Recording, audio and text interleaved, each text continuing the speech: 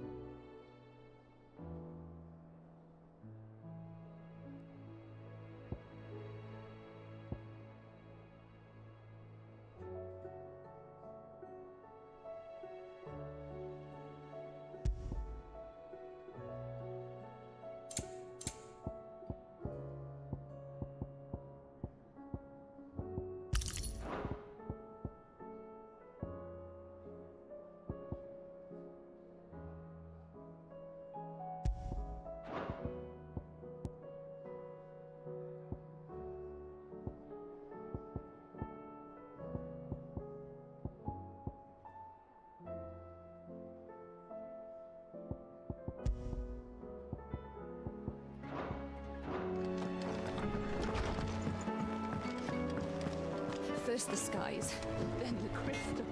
So what do I owe the honor? What do you want?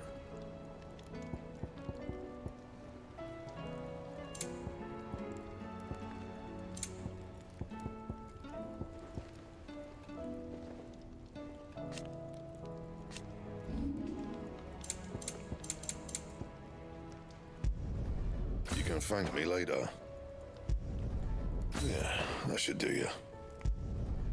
My best work, but it'll do. You can thank me later. Yeah, that should do you.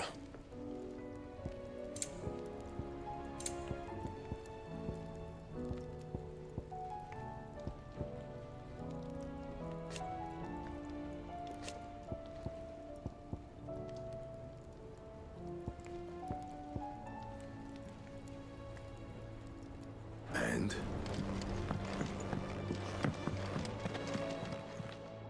Clive. Go on, then. You'll not find a better price than that.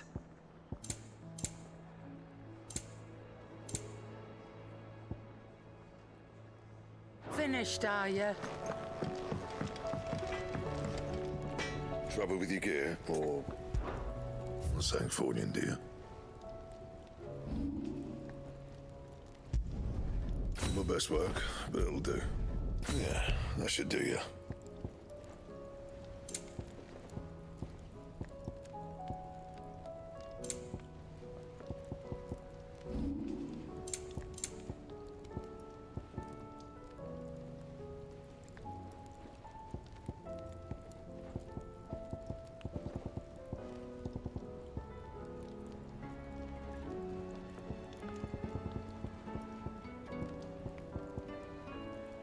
And?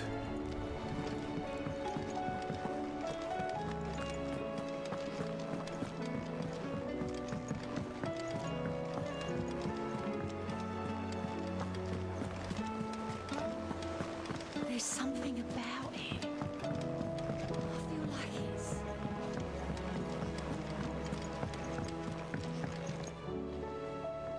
Vivian, I read your note, and I'd be happy to help you find the book you're looking for. Thank you, Clive. But tracking it down will not be easy. Are you sure? Please. You have always granted me your wisdom and insight whenever I asked. It's only right that I return the favor. Or at least attempt to. You are too kind. Alas, what I ask of you is rather more trying than delivering the odd lecture.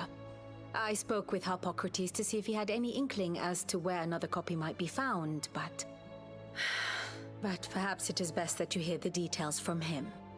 If you say so. Forgive me, Clive, for asking this of you. But this book, it set me on the path to becoming who I am today. Its importance cannot be overstated.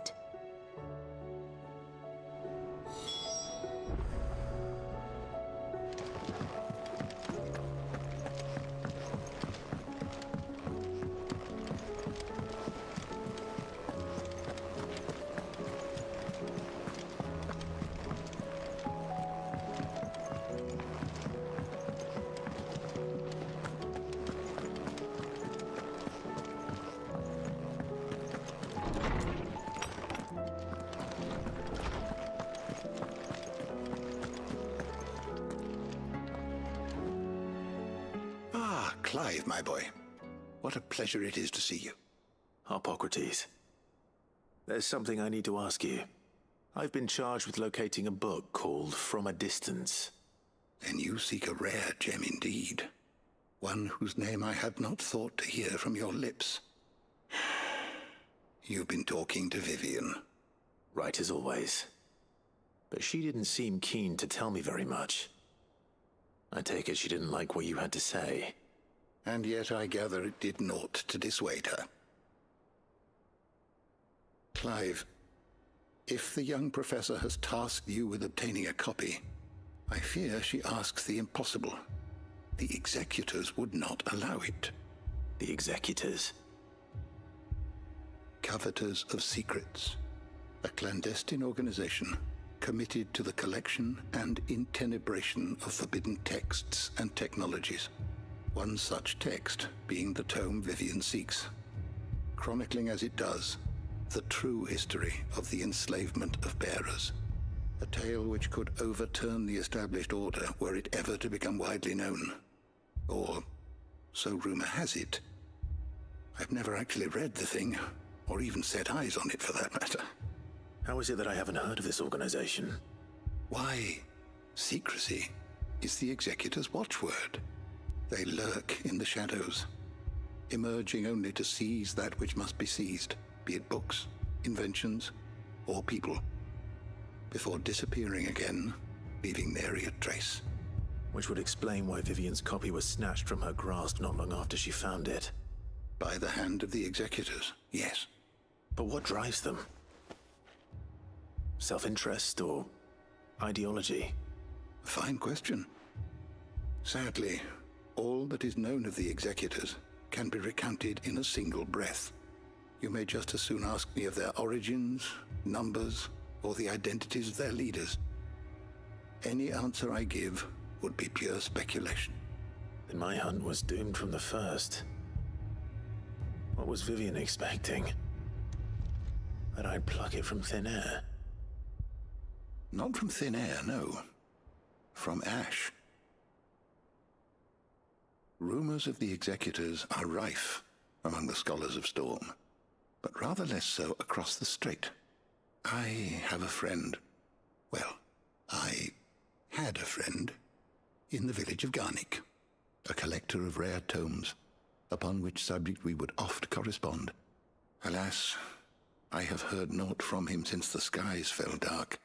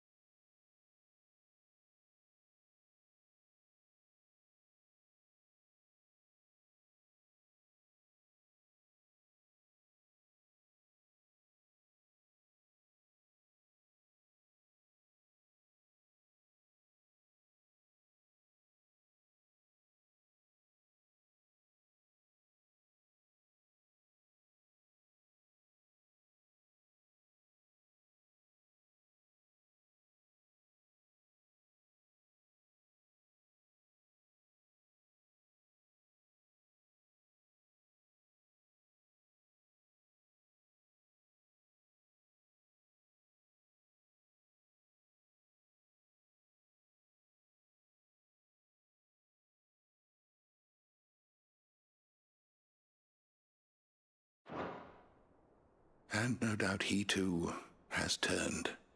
But though he did not mention it by name, it is possible that a surviving copy of From a Distance yet rests upon one of his many shelves, quietly awaiting discovery. If you were, by some chance, able to save even a single book from the poor man's library, I know his soul would rest easier. Very well. When I next find myself in Waloed, I'll be sure to pay Garnick a visit.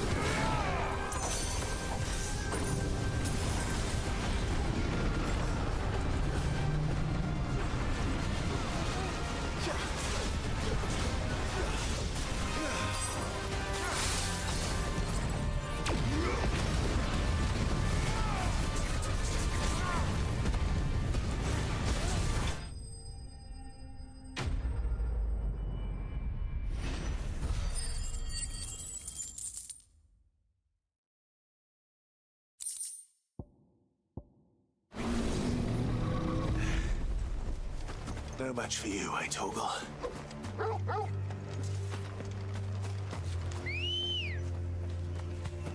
Good girl.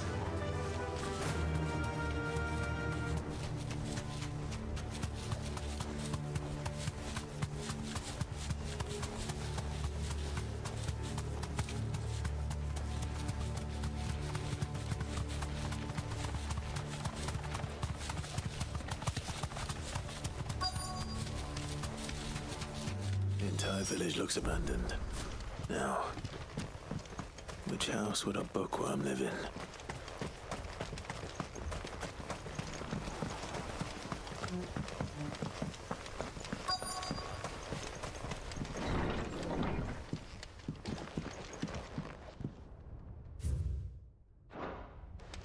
This is a Royal Army logbook. Did he take this from the local barracks? His interests were certainly varied.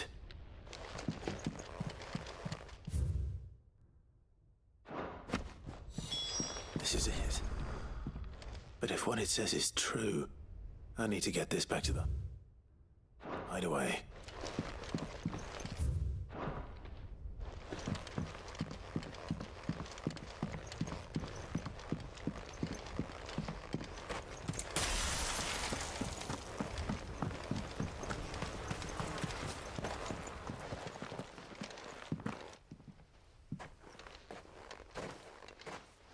Leaving so soon, stranger? We've been watching you. From a distance, so to speak. Subtle. I know who you are. Then we need not waste time on introductions. Hand me the book. Leave it in our care and return to your life. Your care? Do you mean to burn it or bury it? That is not my decision to make. But by one means or another, its contents shall be removed from the common record. Then I'll have to politely refuse. I won't let you erase our history. Then we find ourselves at an impasse. Very well. The book can just as easily be pried from your dead hand.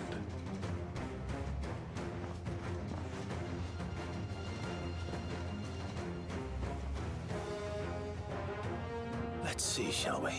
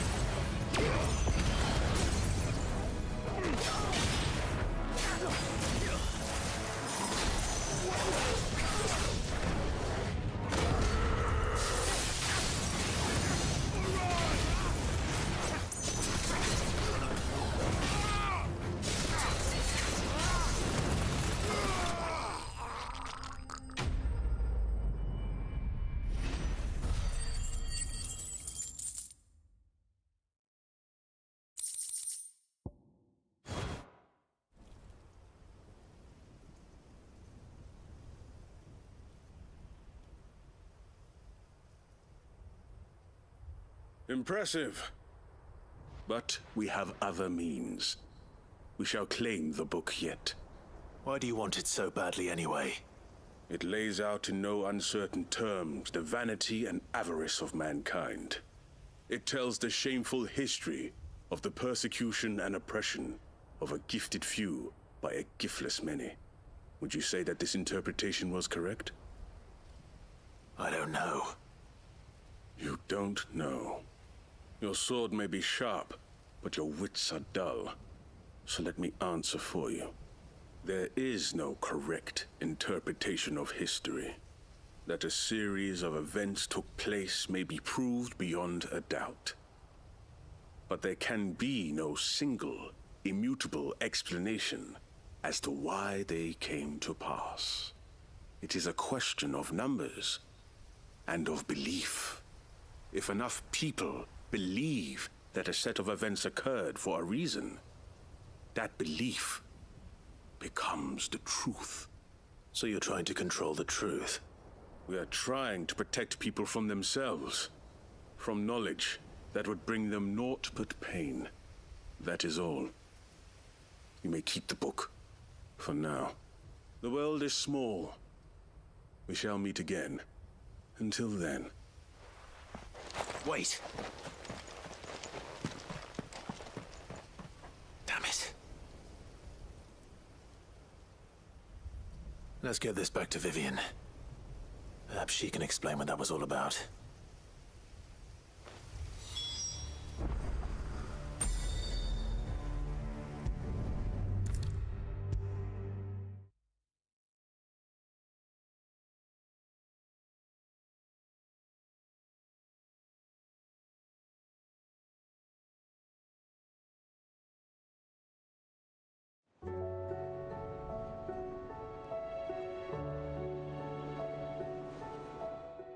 Vivian. I found it. The book you lost.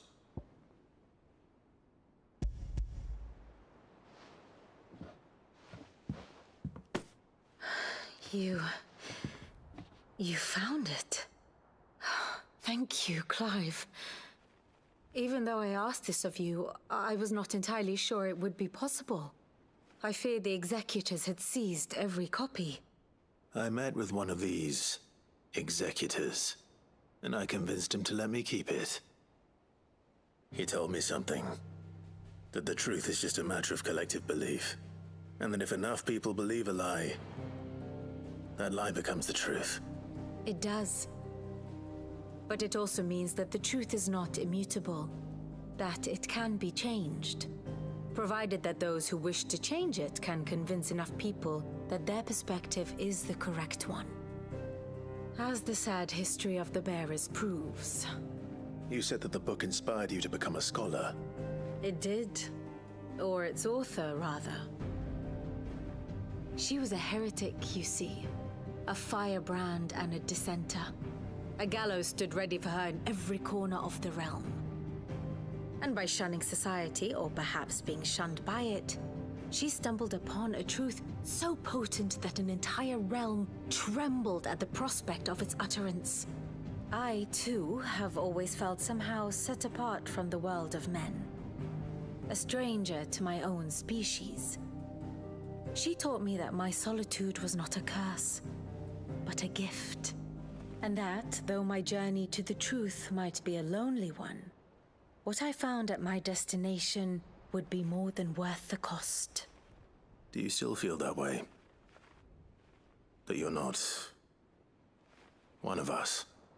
Honestly, I'm not entirely sure anymore.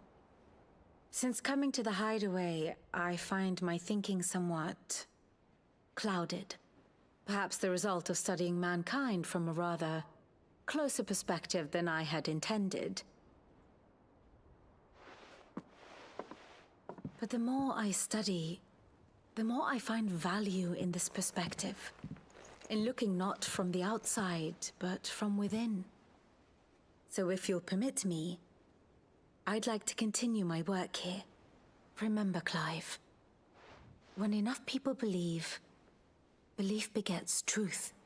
Give the men and women of this benighted world the gift of truth. Make them believe in you, as I do. I'll try, Vivian. I'll try.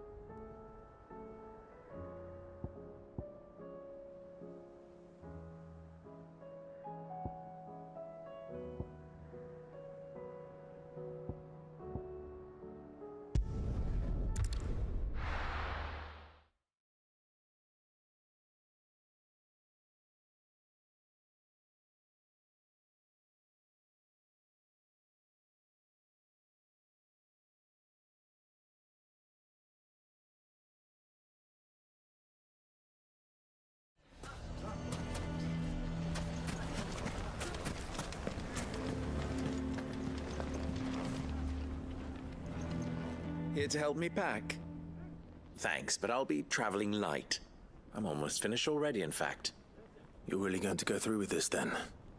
I am. But before I go, there is one small issue I'd like your assistance with. Well, two, in fact. If it's within my power to help you, I will.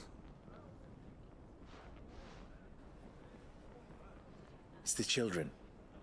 I refuse to let them share in my disgrace. And if I leave them here, they surely will.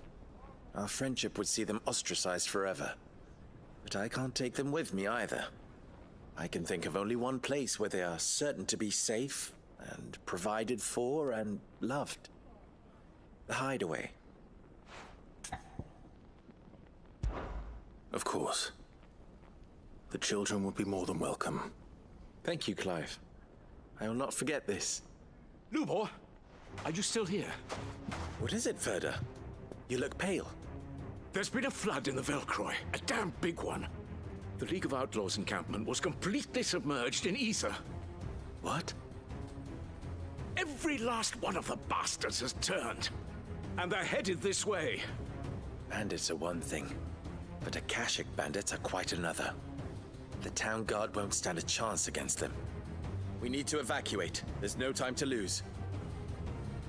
Ferda, gather the men. The Akashic may strike at any moment. We must make ready to cover the townspeople's escape. Well, what are you waiting for? Yes, my lord. Clive, change of plan. The children stay with me for now.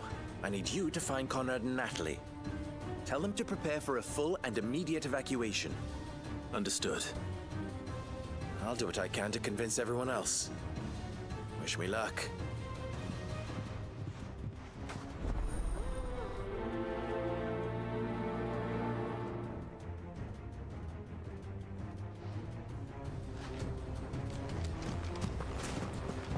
What's an Akash? You have to listen to me.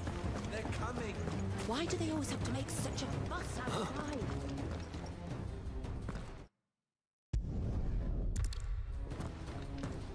It's no use. Words will not move them. Then we must find another way to ensure Dalamil's survival. You're right. Let's speak to Lord Ferda. You lied about being one of us, and you're lying now. I think we'd better shut up. What's Lubor raving about now?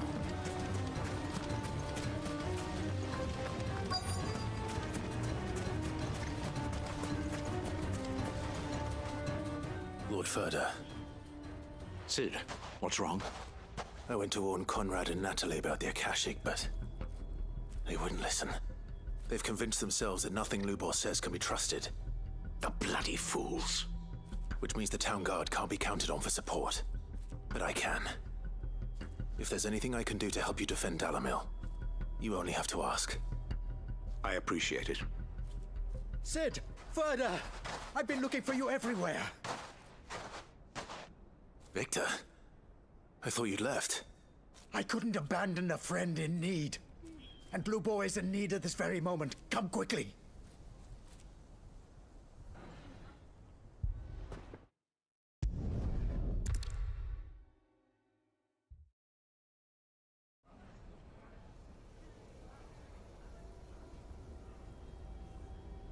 Allow me to explain the situation.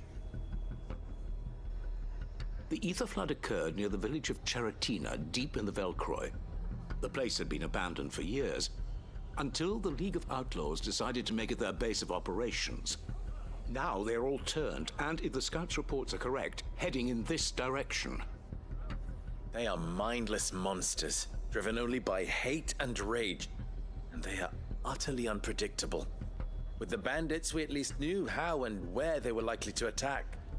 When these creatures come, Dalamil will have the bitterest fight it has ever faced on its hands. The town guard will muster at the north gate. The rest of us will take the south. Both forces will provide men to serve as scouts and messengers, ready to spread word of the size and nature of the Akashic Force as soon as it is spotted. And as soon as it has been, we will converge on its position and see that it is driven back from Dalamil at all costs. Conrad, can I count on the support of the town guard? Always. I leave the selection and coordination of the messengers in your hands, Victor. And the command of our men in yours, Ferda. If you would both be so kind. Consider it done. As you wish. Natalie, I would ask that you and your people have the townsfolk barricade themselves inside the bathhouse. And tell the merchant not to waste time securing anything beside the essentials. Preserving life is our one and only concern. As long as we survive, it doesn't matter what trinkets we might lose. Our riches can be regained. And if anyone doubts that, let it be known that the Briar's Kiss stands ready to cover any losses. Very well. I shall tell them. Where do I fit into this plan? Where else but the most perilous place of all? I would like you to travel to the home of our erstwhile League of Outlaws, Cheratina itself. The main host is most likely still there, and Dalamil will not be safe until it is eradicated, root and branch.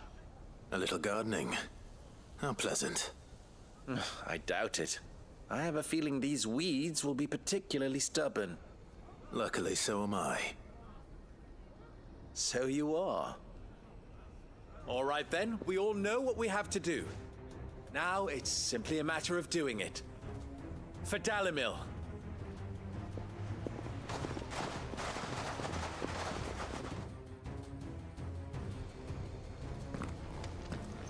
Looks like everyone's ready.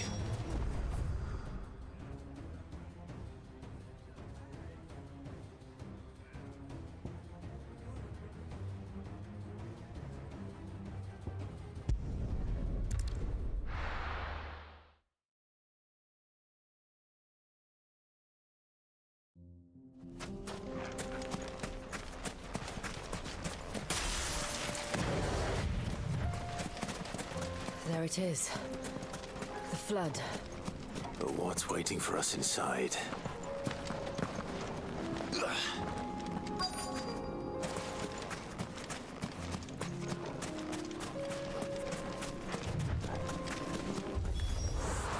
can't leave a single one alive.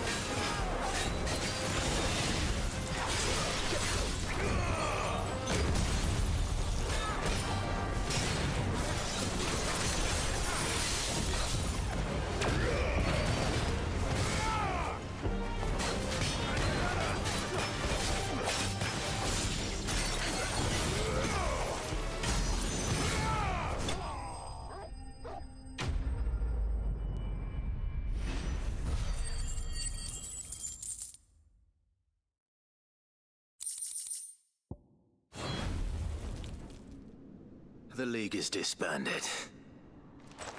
I should get back to Dalimil and see how the others fared.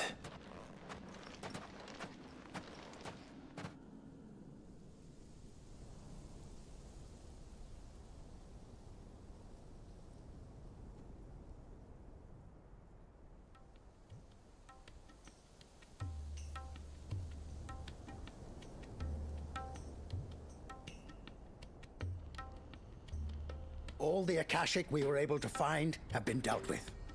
Seems that might be the last of them. Last of them here, perhaps. Lubo, Sir Clive has returned. Clive! What news from Charatina? It's done.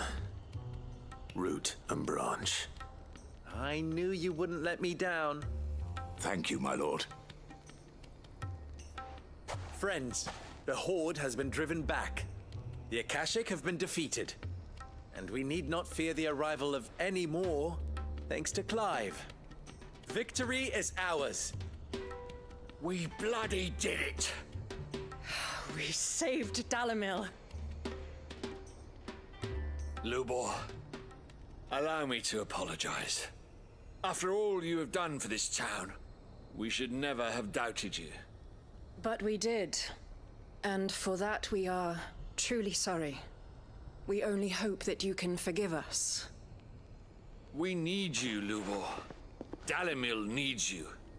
So, if you would still like to be considered for the position of mayor, you have our backing.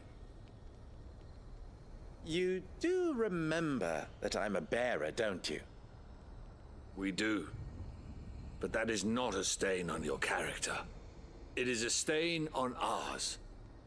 We thought only of what we perceived bearers to be, not what you truly are. The man who saved Dalimil twice over. I see. But I will only accept your proposal on 2 conditions. Name them. Firstly, that you will both do everything in your power to rally your people to my cause. If the Town Guard and the Merchants League do not accept my leadership, it will be doomed from the start. Unity is the key to defending Dalimil, and I do not doubt that we shall need to call on our combined strength again. When that time comes, I will expect us all to pull together, just as we did today. Of course.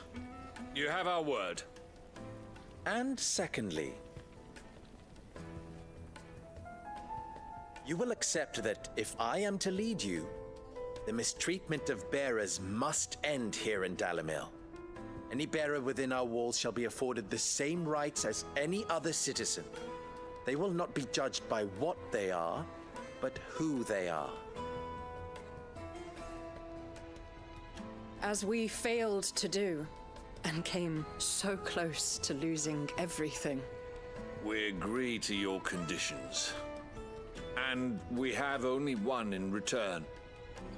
That you continue to work for the good of Dalimil, as you always have. Condition accepted. Well then, it seems my mayorship is all but confirmed.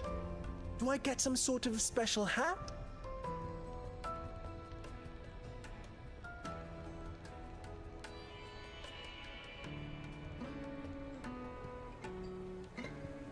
How fickle fate can be. Not so long ago, I had resigned myself to leaving Dalimil in disgrace. And now, I find myself her leader. Here. For everything.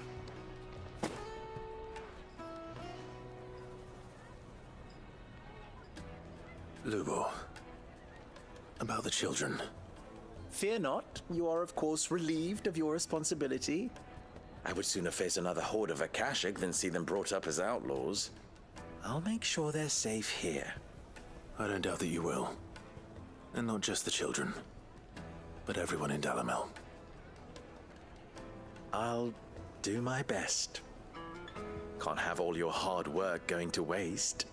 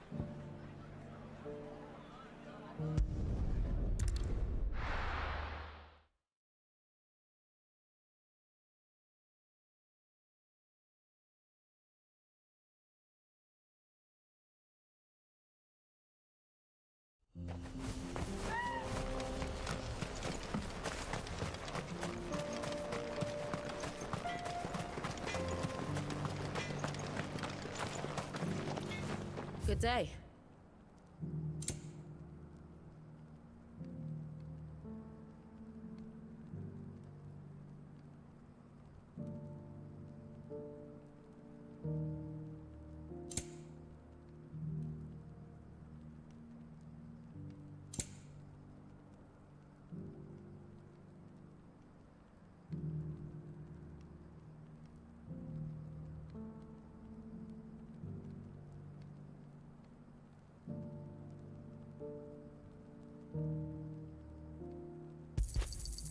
Here you are.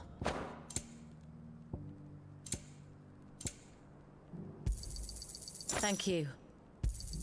Certainly.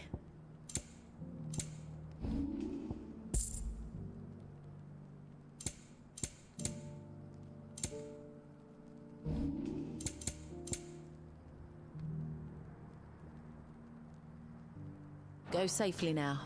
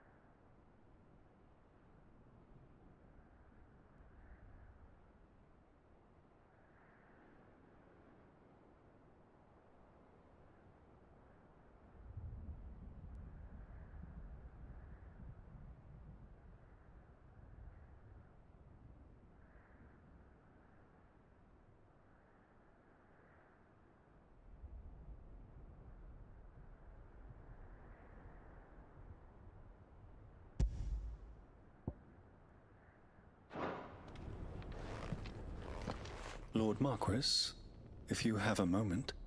What is it, Cyril? One of our brethren lately journeyed across the strait in order to pursue a new avenue of inquiry in our ongoing investigation. He sent an owl some while ago, but we have heard naught from him since. Was he surveying another fallen ruin? No.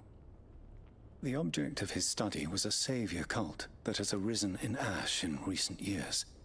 We believe it may have some connection to the Circle of Malleus, an ancient religion that worshipped Ultima as its god. By gaining an understanding of this new faith, we hoped to learn more of the Circle's original beliefs. And so you sent one of your brothers to Ash? A continent teeming with orcs and Akashic? Fully cognizant of the risks, yes. I entrusted the mission to one of the most able of our order, the Third Chair, a master of the arts of combat and survival both. Though he has been silent for some days now, I have thus far refrained from sending any others in search of him, lest they be lost in turn. Yet, it seemed only right to inform you of the situation, given your unique experience of the perils of Ash. For as you so earnestly advised me, it would not do to abandon a man to his fate, when he might yet be saved. It would not. But Ash is a big place. Can you be any more specific? Perhaps. The last owl I received from him mentioned a village where he had heard the cult were wont to assemble. Mickelberg was its name. It lies in the southern reaches of Waloed. If aught ill befell him, I expect it did so there. All right. I'll see what I can do. You are much too kind, my lord. Go then, with my hopes, and may the Firebird's flame ever burn in your heart.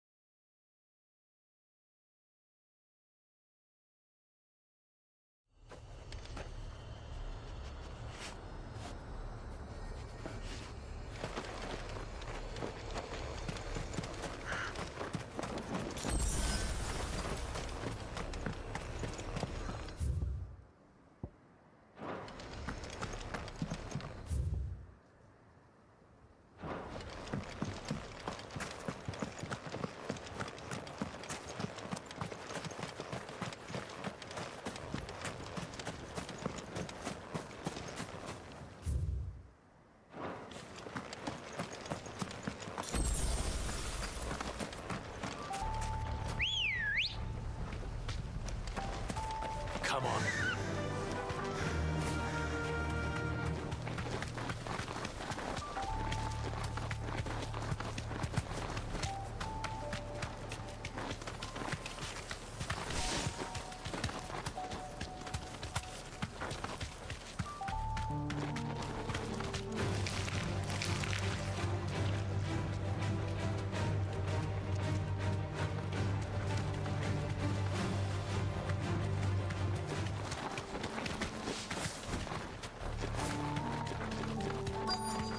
This be Mickelberg.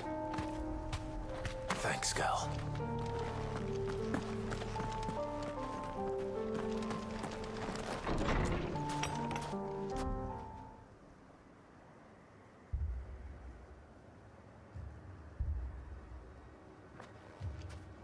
These people aren't turned.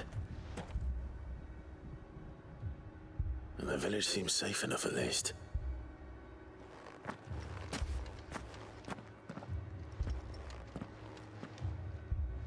What is going on here? Ah. Did you too heed the call? Heed the call? No, I came here looking for someone. To be honest, I wasn't sure I'd find him here. Let alone all of you. Is that so? What are you doing here? Is this where you live? It is my home. The others, they heeded the call. You keep saying that. What do you mean? They came here to perform the rite, just as King Barnabas instructed. This village is their altar, where they shall cast their souls upon the gentle waters and give themselves to the Lord. Give themselves? Oh, Lord, cleanse us of our sins. Let us be reborn in your loving arms. Free us from the torment of this mortal realm. They want to be saved. Forgive me, but did another foreigner like me come here? He was probably wearing a cowl. You mean the traveler from Storm? Yes. He's staying at my house, toward the rear of the village. Thank you. If you don't mind, I'll go and greet him. They seek the same salvation Barnabas did. Bring us salvation. At least the third chair still lives. Let's go and find him.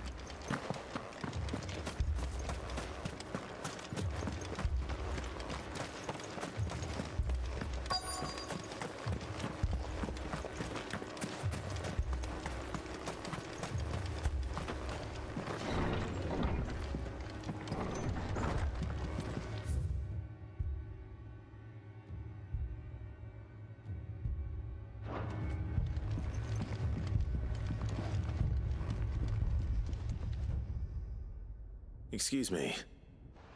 Are you with the Undying? I am. And so it would appear, are you? Lord Rosfield, if I am not mistaken. That's right. And you must be the third chair. I am. Cyril was worried for your safety. He sent me to find you. Then I must apologize. I did not mean to trouble the bearer of the burning quill, much less you, my Lord Marquis. He said that you had failed to report. Is there a reason for that? I came here to study the followers of this new faith. But the more I learned of them, the more my own faith began to falter. You have seen them at their prayers, have you not? They devote themselves to the veneration of their Lord with a fervor I have never seen before. Praying night and day that they might be rid of their wicked wills and reborn in their Saviour's light. Not that they might be granted respite from their worldly woes, but so that they might continue to serve him. Serve him with all of their beings. I, too, swore to devote my life to the service of my Lord and Master, but this... 'tis different. It is more. And so I would see it through to the end. See these people safe, that they might achieve their dream. That they might do their duty to their Lord. Even if it should keep me from doing my duty to mine. You do understand what their dream is, don't you? I do, my lord. They would cast aside their wills and become Akashic. I know that it may be hard to believe, but to these people, that is the very essence of salvation. Forgive me, my lord, but I must remain here. If you are to return to Master Cyril, I would consider it a great... Did you hear that, my lord? Something is happening. I'll go and find out what. Stay here.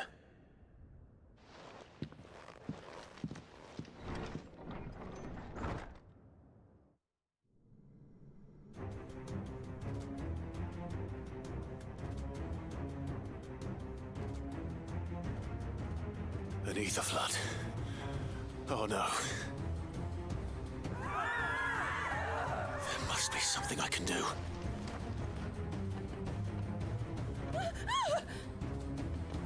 Echoes as well. Found her. Ready, brother? Ready.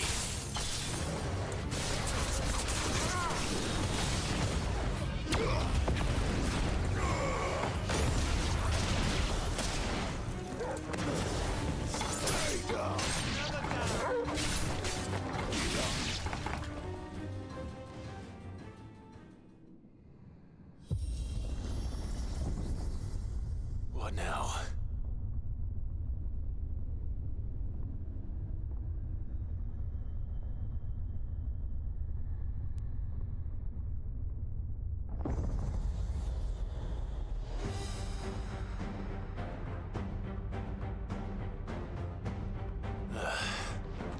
We meet again. I've killed your kind before.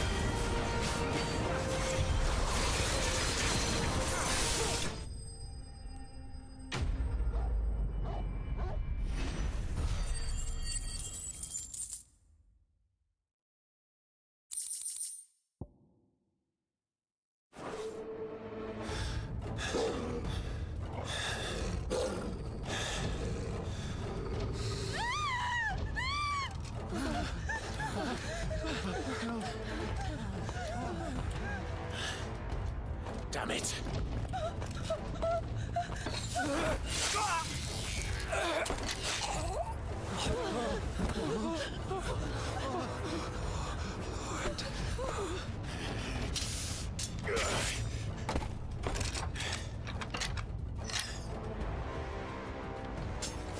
on, you die.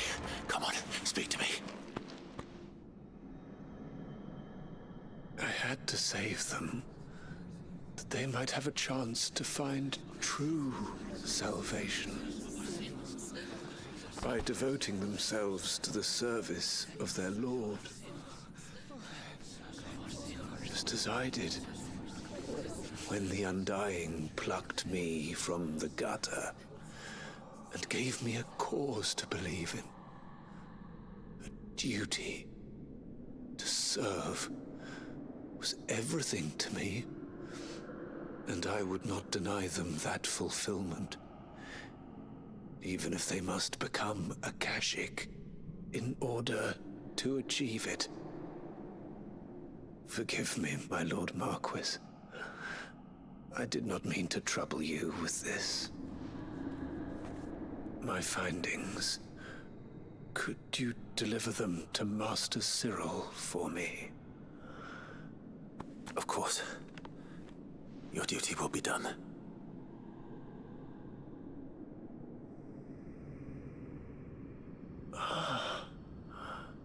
Look, my lord. They are saved.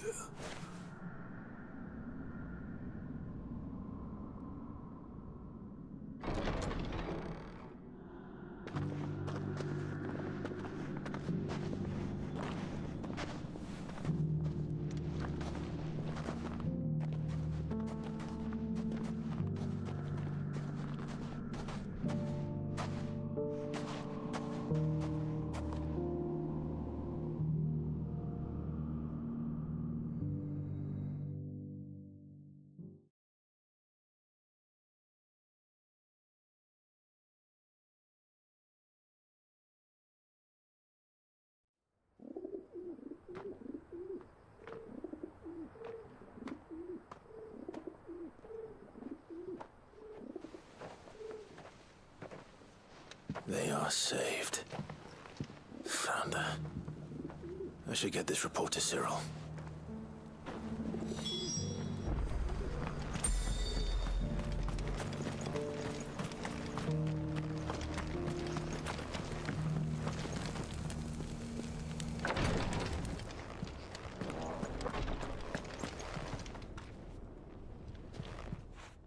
My Lord Marquis, welcome back. I am glad to see you hale and whole. I met with your third chair, Cyril. He bade me deliver his findings to you.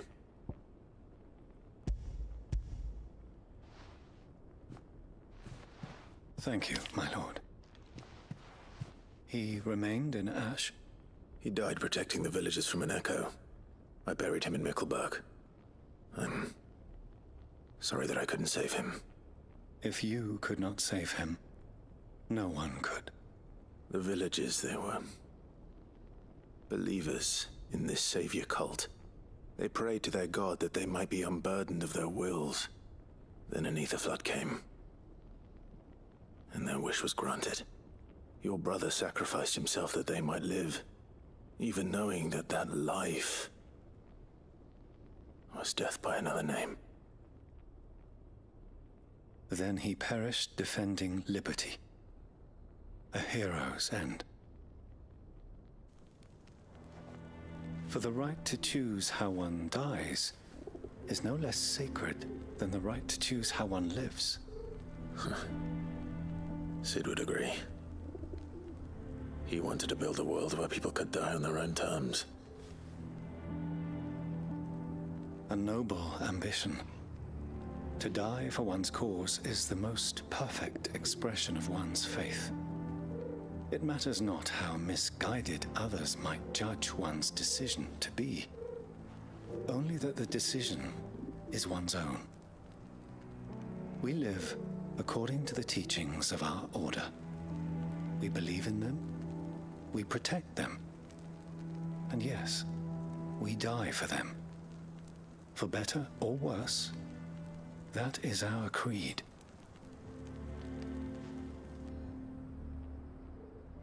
But he didn't die for your creed. He died to save them, and you still believe that what he did was right. I believe that he believed it was. We of the Undying are not slaves, but willing servants. And this was his will, the ultimate expression of it. All right. I'd like to know this man's name, Cyril. To know the names of all the Undying who've fallen in the line of duty. They died serving my house. It's only right that I remember them. That is my duty. Of course. I shall fetch the Book of Martyrs at once.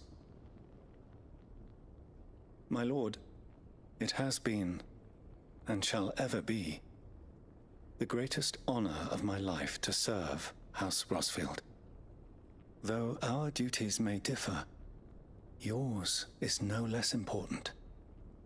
I pray with all my heart for your success.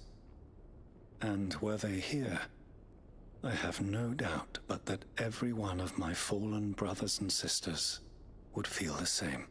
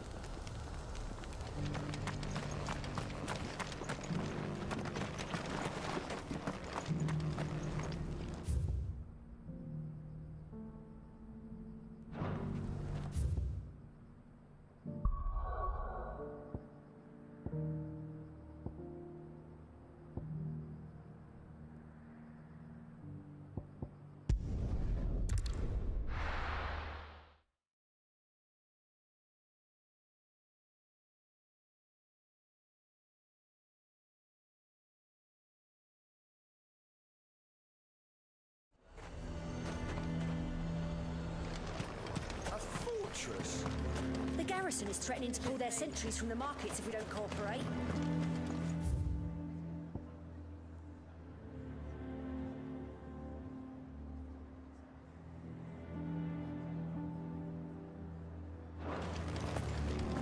I would speak with this Duke. Saw the captain just now. Your town needs you.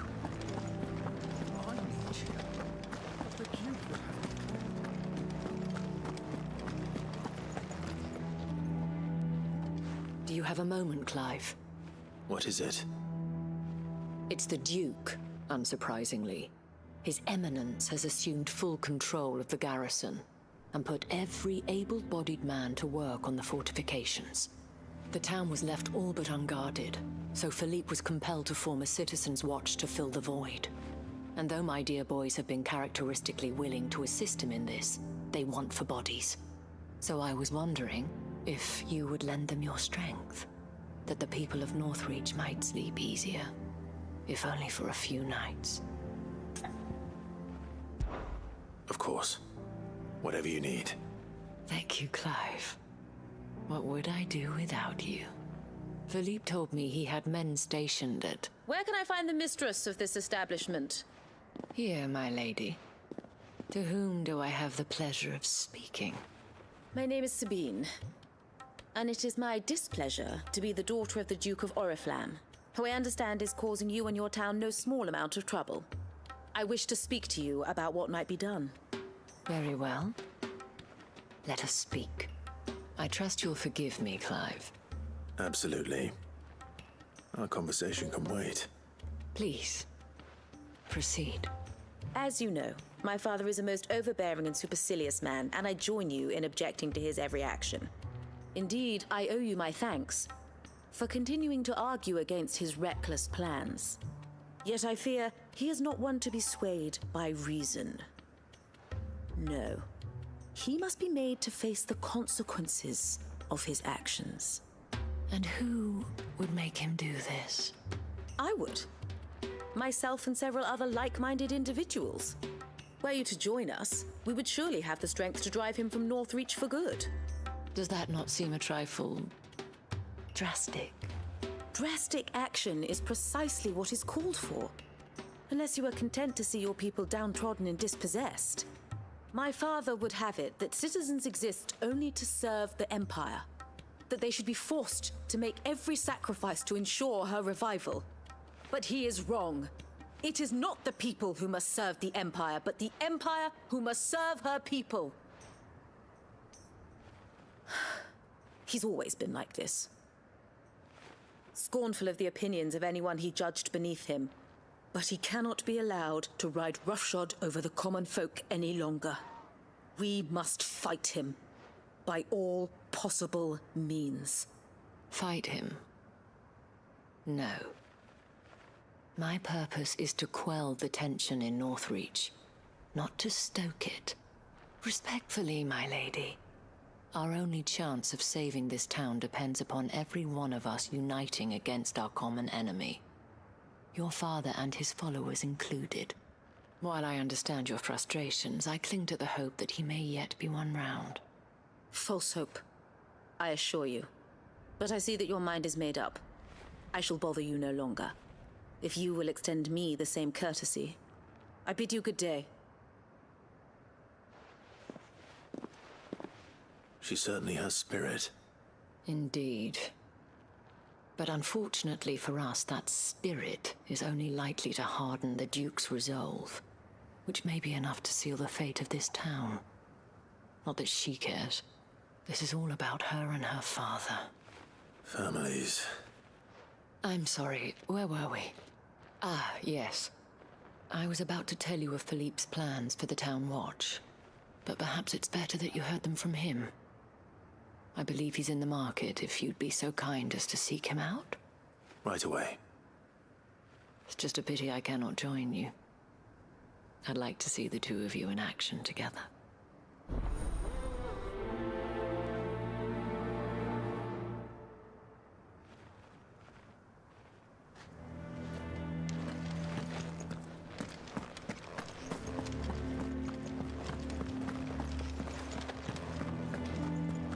Your town needs you. I need you. The Duke would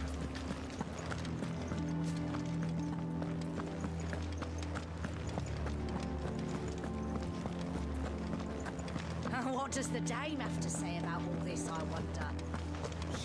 So you are content to abandon the... Please, I beseech you. If you are a true son of Northreach, you must fight to defend your home. That's exactly what I am doing, milady. Or trying to, at least.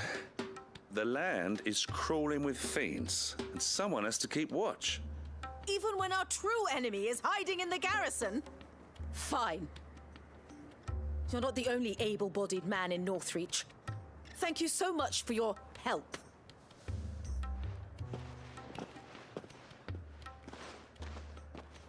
She cornered you too, then? Could hardly get a word in edgeways. Like father, like daughter, eh?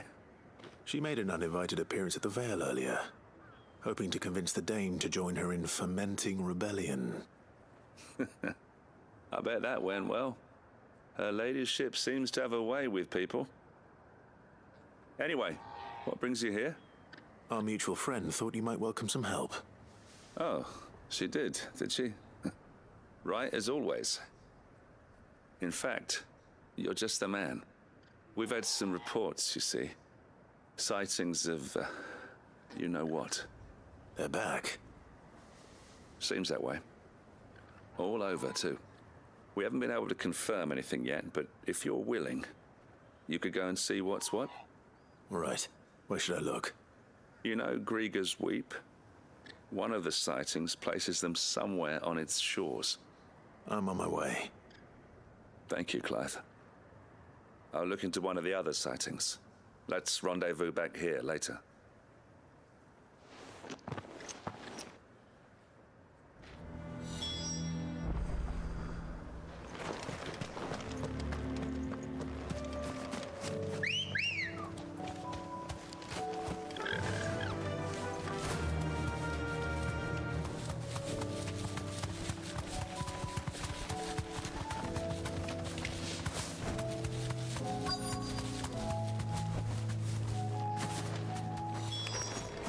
Damn it. The reports were true. I need to stop them before they get to the town.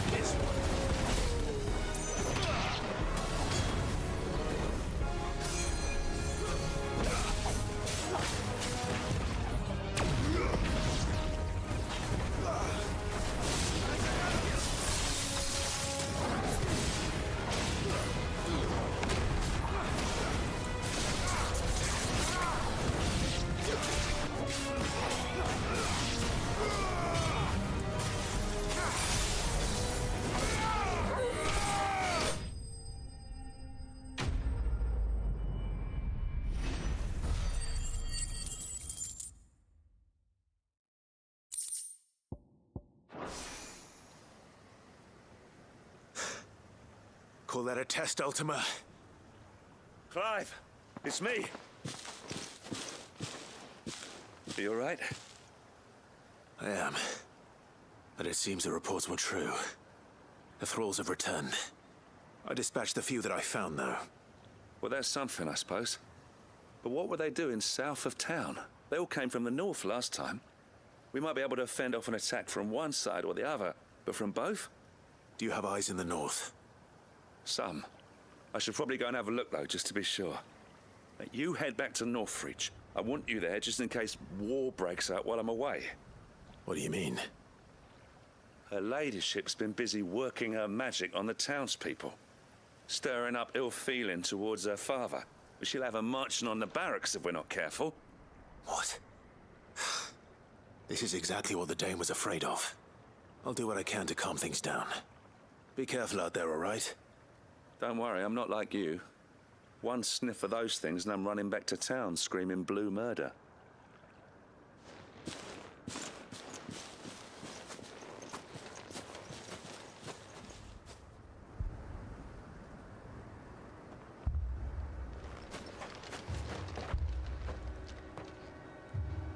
Do you not see, Father? The people of Northreach have given enough, and only a fool would ask for more. Listen to me, Sabine. Where would our people be without their country, hmm? The Empire is their sword and their shield. It is she that ensures they can live without fear. And now she teeters on the brink. Without their sword, how will the people fight? Without their shield, how will they protect their kin? Can the unarmed stand against the advancing hordes? No. But there is yet hope. A new shield, a new sword. A new empire. We can rebuild Sandbreck, just as Great Griga wills it. Perhaps we could, Father. But we don't want to. Not if it is built on the broken backs of the people. Please, let us not quarrel in the street. You must see that no good will come of this. Our fight is not with each other, but with the threat that draws ever closer to our gates. A threat that your sword has yet to rid us of, Your Eminence. You will hold your tongue, whore! You may have filled my daughter's head with your heresy, but I will not be corrupted. Corrupted? Your daughter's opinions are her own, as you would know if you had ever deigned to listen to her. At least I hope they are your opinions, and not posturing born of a family feud. Northreach deserves better than that. Northreach deserves better than you, Carla. Yes, I know who you are. The slut of Twinside who bedded a branded. Say that. Jealous, are you? That a woman might choose a bearer over a pious man of Griega. Clive! I met a swarm of thralls coming south from Oriflamme. Hundreds of them. Too many to count. No. Work on the fortifications has scarcely begun. We will retreat to Caer Norvent and there make our stand. Did you hear me? That was an order! While this is but a heartfelt plea, let us make our stand here and protect our homes. Protect those that we love. Together, for Northreach!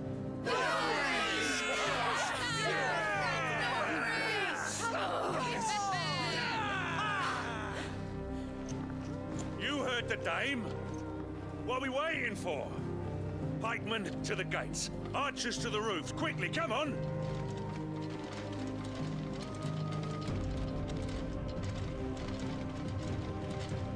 But she is but a common... whore, yes. And we'd follow her to the gates of hell.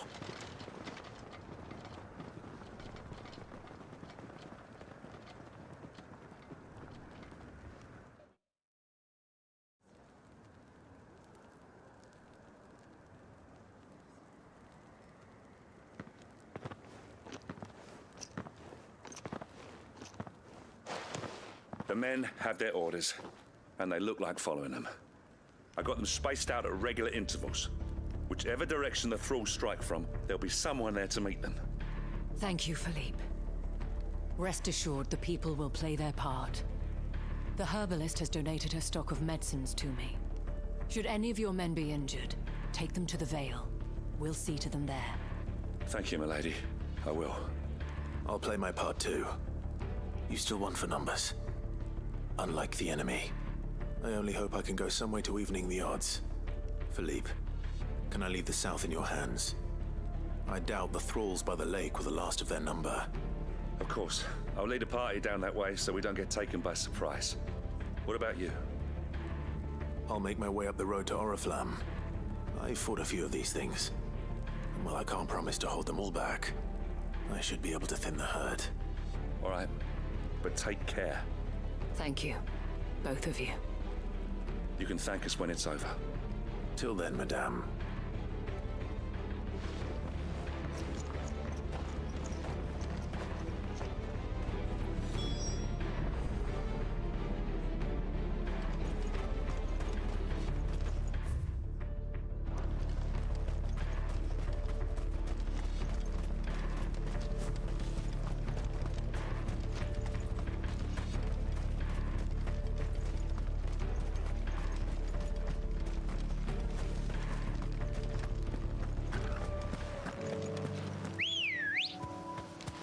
Good girl.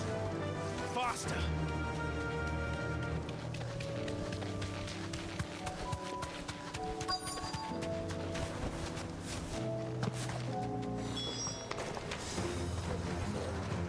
There are so many of them. Not for long.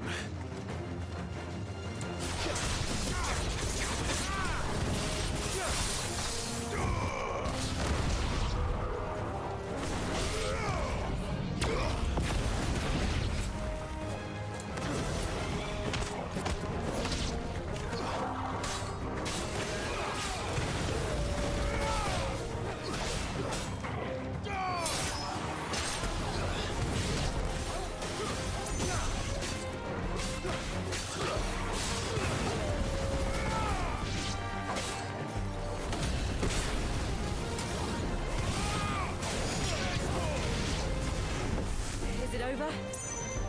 No. It's only just begun.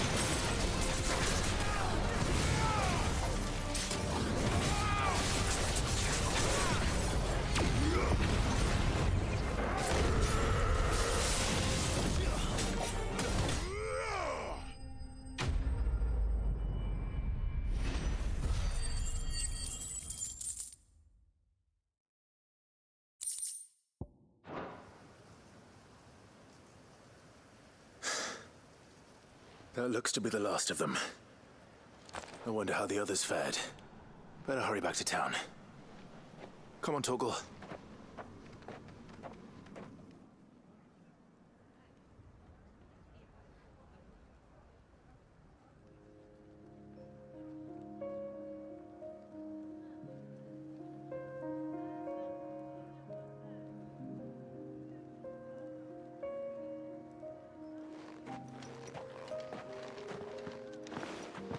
Clive, it's good to see you. And you. The road to Oriflamme is clear. How did you and your men fare? Well, we ended up fighting for our lives down by the lake. Took a few nicks, but nothing the girls of the Vale can't put right. Glad to hear it. Well, it seems we've survived. For the time being, at least. I thank you both for answering the call. You were right. And I was wrong. About everything. I had thought that the only way to unite the people was under the banner of Empire. That without a strong hand to guide them, they would drift apart. To be borne hither and yon by the eddying currents of fate. But you brought them together. Not by force, nor by the exercise of goddess-given authority, but by simply being one of them. By knowing what they feel, because you feel it yourself. Our purpose was ever the same, Your Eminence. You were merely distracted by a loftier vision of empire and glory, while our eyes beheld matters closer to home. You have the right of it again. As did you, Sabine. His Radiance said it himself. Sanbreque is naught without her citizens. I forgot that. And I am sorry. I'm sorry too, Father. I should never have taken things so far. I only wanted you to understand how the people felt. How I felt. But my anger got the better of me. Do not blame yourself, my dear. This was my doing. I should have listened to you. To all of you. Your Eminence, your Ladyship, I do not doubt that you came here with the best of intentions. But I believe the same could be said of us all. We all want safety, security, prosperity. Not just for Northreach, but for the entire realm. And we may yet achieve it. If only we work together. Will you join us in this? Yes. We shall. Thank you, Your Eminence. Now that that is settled, I must go and see to the wounded. The Vale's doors are always open to any soldier in need of relief. And today there are more than ever before.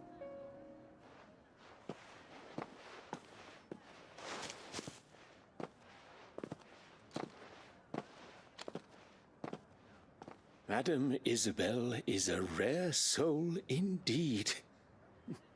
In these dark times, I see that it is not men like me who should lead the realm, but women like her. You're right. If only I'd listened to her when I had the chance. Forgive me for saying so, my lady, but you still do. The dame said it herself. We can turn things around. We just have to work together. And that goes for you, too. You're one of us now. One of you? Well said, Captain. Let this be a new beginning. Not only for Sanbreque, but for us. Well, since there's nothing more to be done here, I should see if Isabel needs any help moving the wounded.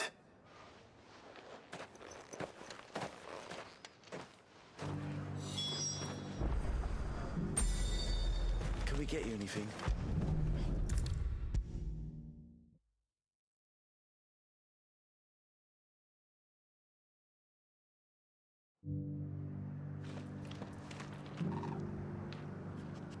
How goes the treatment of the wounded? I'd be happy to man one end of a stretcher if it would help. You've helped quite enough for one day, Clive. Thank you. Don't mention it. Oh, but I must. After all you've done for this town, it is the very least you deserve. Tell me, if Northreach had fallen, what would you have done? A woman of your means could find a home anywhere in the realm, but I sense you would rather have died here. It's a long story. For you, madame, I have all the time in the world.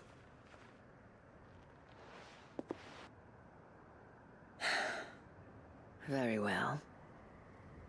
Long ago, I had a life in the Crystalline Dominion. I was Carla then, courtesan to the nobility. So sought after was I that it was only they who could afford my time. Alas, those halcyon days were not to last. For naive as I was, I fell in love with a bearer. He was my master's guard, the gentlest man I have ever known. After they discovered us together, he was whipped bloody and forbidden from ever looking at me again. And so we fled. Not that we had anywhere to flee to. We wandered, aimless and starving, half dreading, half praying that the next day would be our last. Until we found ourselves here, in Northreach. It was the Veil that took us in, that fed us, clothed us, and healed our hurts. Those that could be healed, at least. My love was already too far gone. He passed away. He did. Not long after we arrived. But at least we were able to share a few moments of peace before the end. It was the greatest gift I have ever received. But the generosity of this town and her people did not end there. The men and women of the Vale supported me through my grief, shared in it, though I was still a stranger to them. They treated me like a sister. And so I swore that I would always do the same. That I would return the kindness that Northreach showed me. That I would repay my debt to the Vale.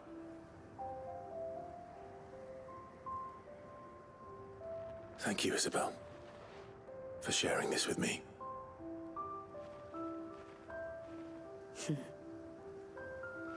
You're a lot like him, you know. Perhaps that is why I have such a soft spot for you. Never stop fighting, Clive. And I shan't either. I know that it will not be easy to keep Northreach together.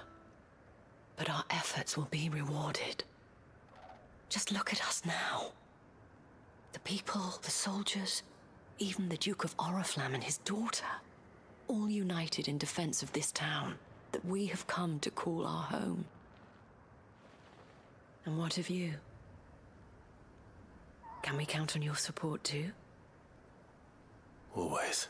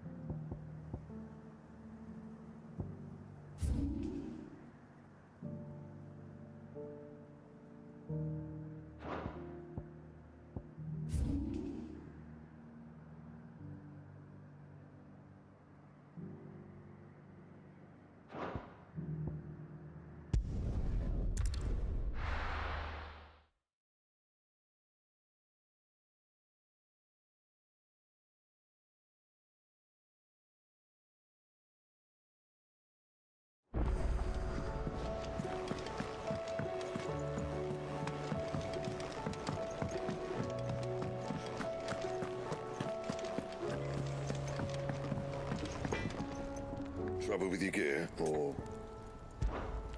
Sanktfordian, dear.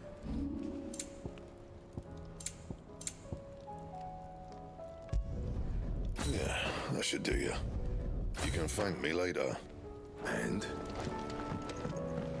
First the skies, then the crystal. What next?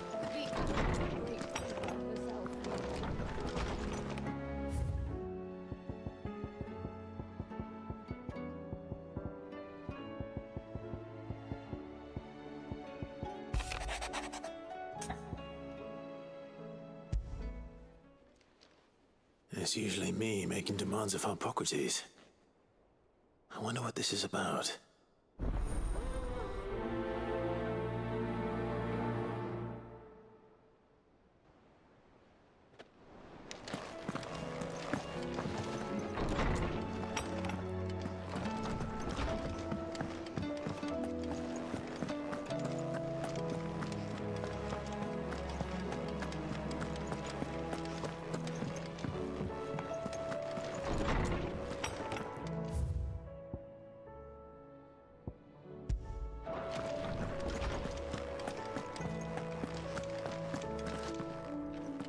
Lawsman Hippocrates, I received your note.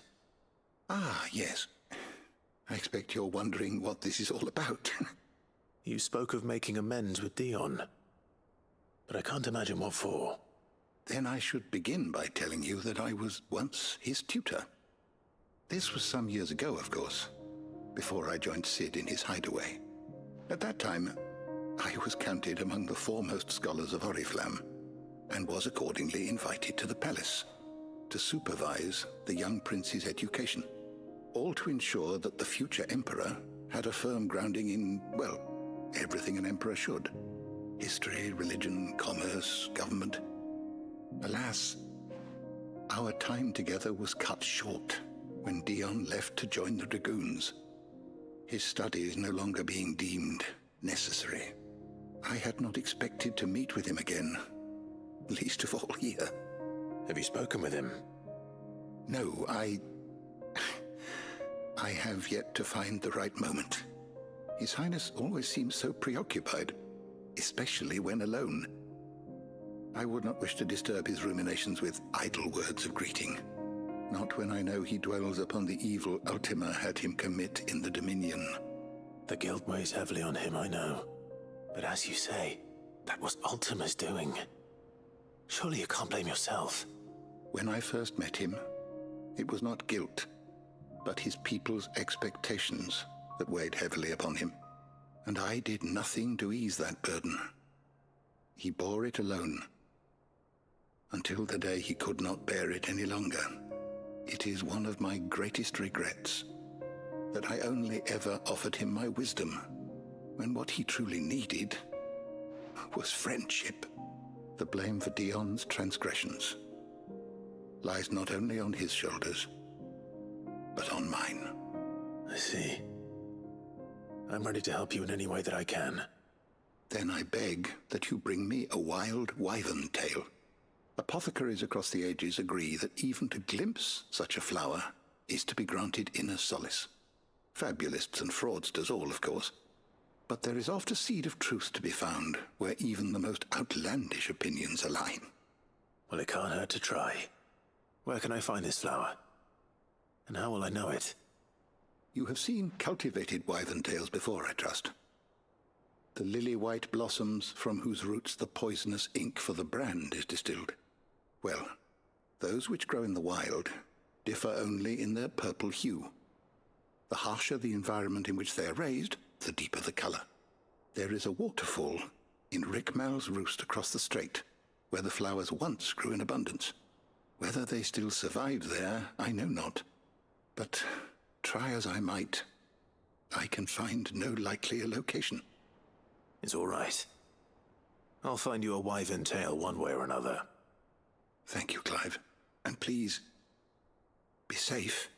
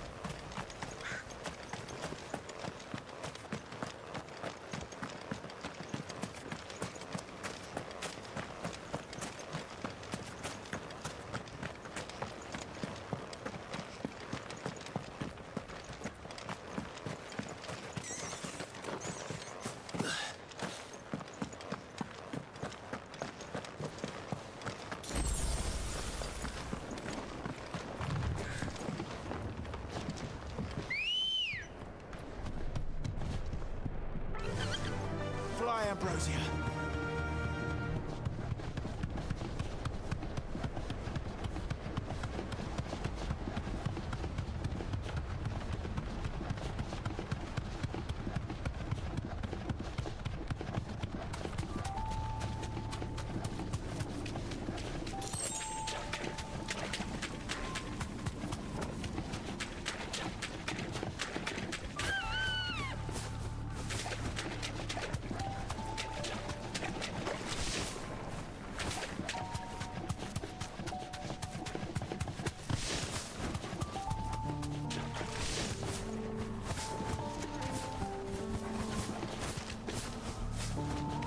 Purple flowers blooming next to a waterfall. Shouldn't be too hard to find.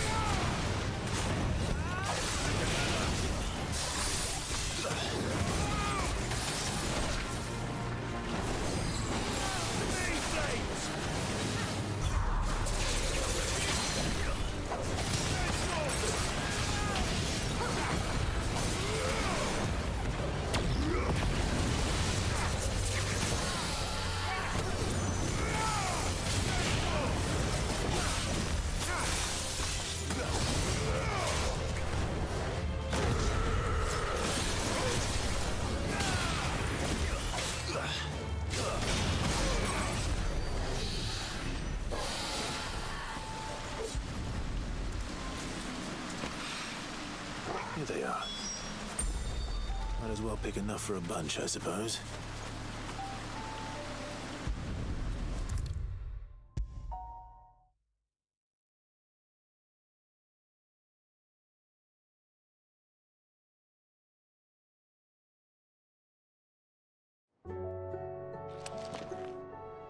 Oarsman, I found the flowers you were looking for. You did? I think I did.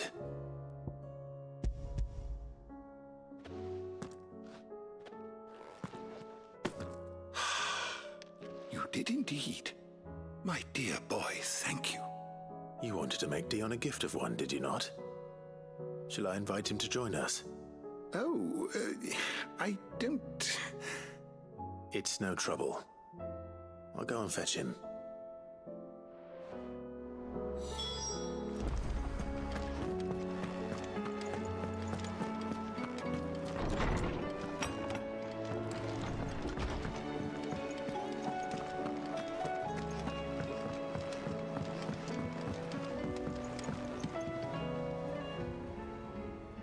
Your Highness, would you do me the honor of accompanying me? No. It is time, then. No, only to the shelves. Our lawsman has something he'd like to give you. Master Harpocrates. No. I dare not show my face before him. Not after everything I have done. I have taken countless innocent lives. And ruined countless more. All because I was weak. I have sworn to atone for my crimes or die in the attempt. But were I to meet with him again, and see in his eyes what I have become, I fear that my resolve might falter. Then that is all the more reason to do it. Test your resolve. Prove to yourself, and to him, how strong it truly is.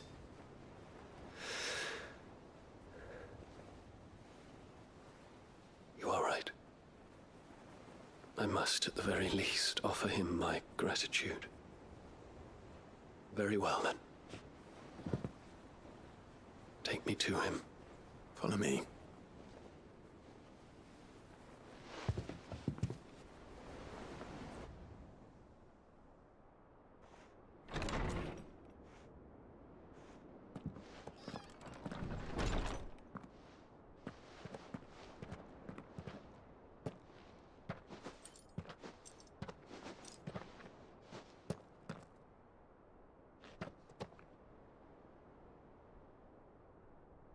Even now, I hesitate to approach him. What must he think of me? You'd be surprised.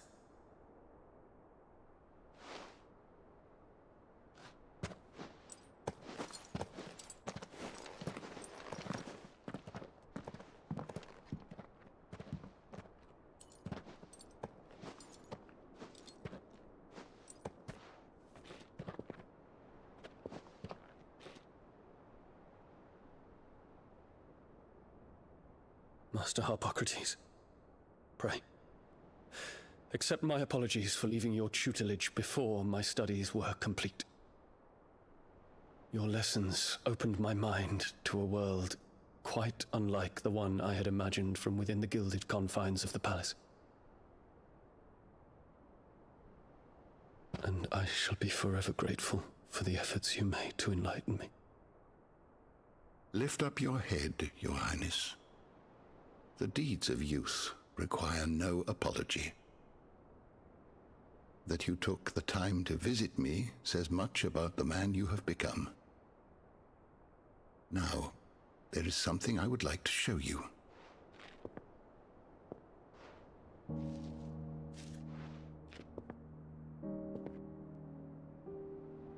Is that a wyvern tail? The color is unfamiliar to me. Because it is unique to those found in the wild. Something in the harsh environments in which they grow lends them this striking hue. Their roots are indistinguishable from those of their hothouse cousins, but once they bloom, the difference is immediately apparent. In this flower, I see you, Your Highness. Its roots were the roots of a wyvern tail, with all that implies.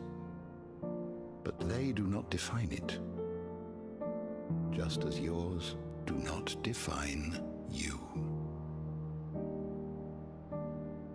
I want you to have it, that it might remind you of this truth.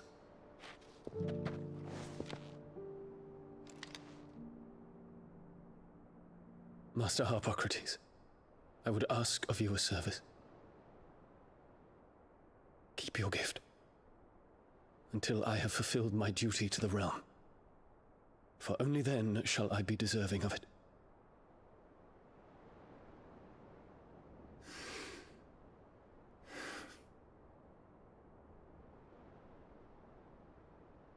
As you wish, Your Highness. I shall await your return.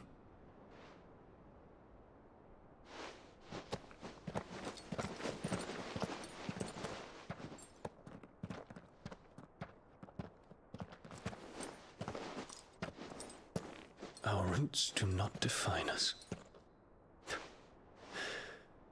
No wonder my stepmother didn't like him.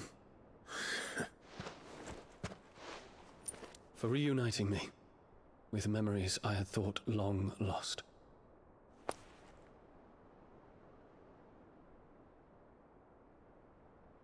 I shall not forget this.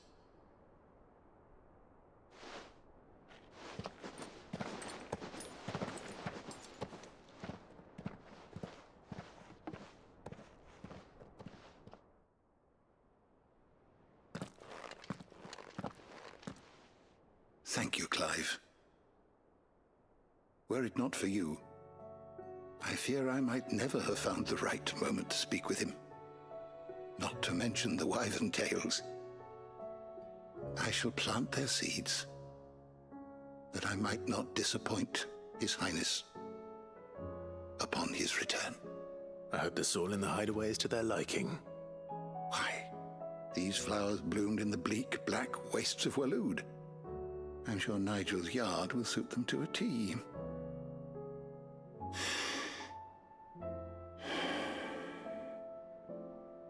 When it comes to expressing one's gratitude, I find that words are seldom sufficient. Here. What's this? A stolas quill. Or more precisely, my stolas quill. 'Tis said that an owl's feathers are steeped in the wishes it hears over its long lifetime. All those words just waiting to pour out onto the page. So consider this my wish for you. That one day you may put down your sword and pick up that pen. Well, when that day comes, I'll certainly have a lot to write about. Thank you, Harpocrates. It shall have pride of place in my chamber.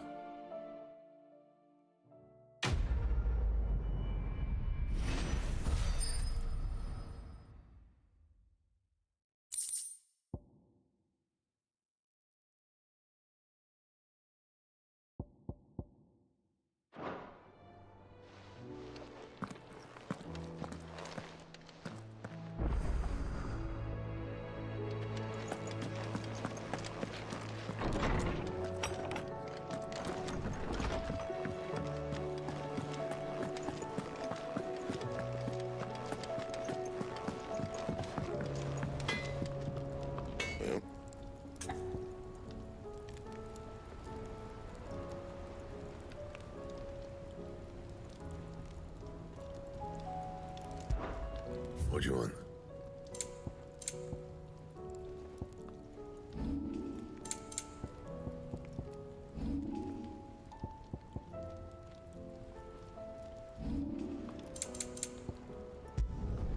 Yeah, that should do you.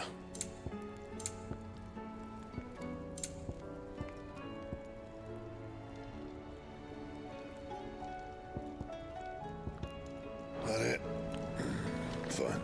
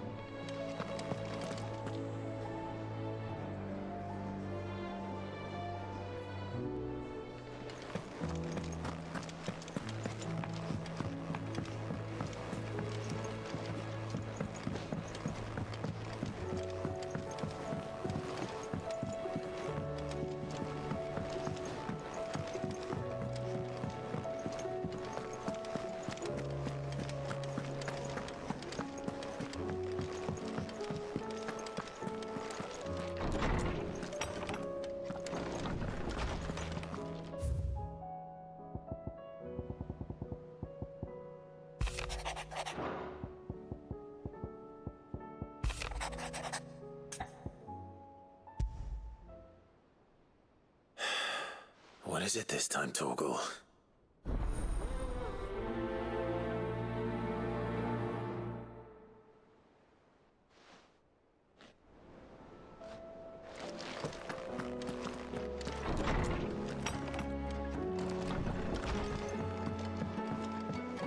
First the skies, then the crystal. Say what you will, Lady Karen's secret.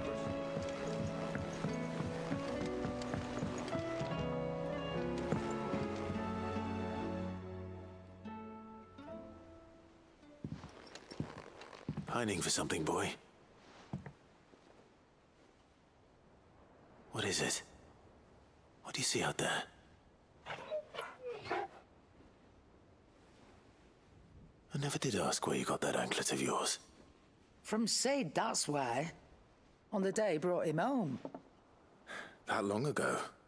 And you're only thinking to ask this now? Sid saw that the pup had a habit of gnawing on his leg, since you ask.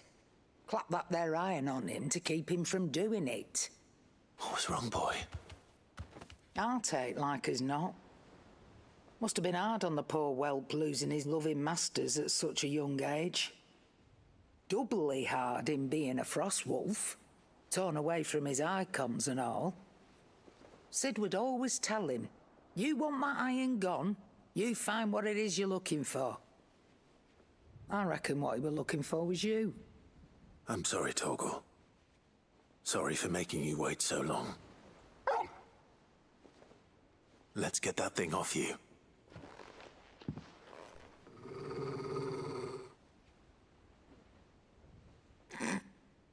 Doesn't sound like he wants it off. Indeed. You miss Sid as much as the rest of us, don't you?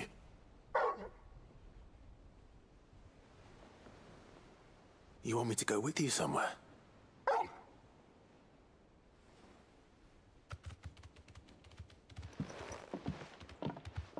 Quick, aren't you? Glad you've been paying attention. Not nearly as much as you have, Lady Karen. Aye, good thing and all. It's not like Gav would have kept him in nuts and rubbed his belly these past 10 summers. Your kindness is appreciated. You've been a good friend to him. Only because he doesn't talk back like the rest of you. Go on now.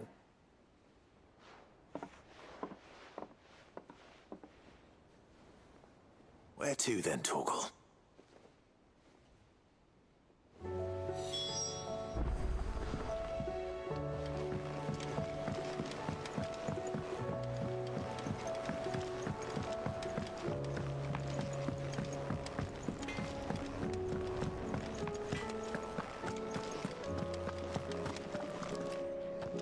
All right, Torgal. Where are you taking me? I'm going to need a little bit more than that, boy. Do you have a better hint for me? Unless... you've already given me one. Back on the rear deck, you were looking west, toward Rosaria.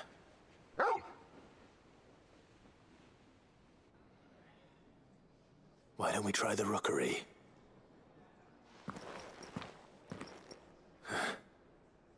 I haven't been to the island in almost 20 years. To Port Isolde, then. Fingers crossed the old mooring is still there.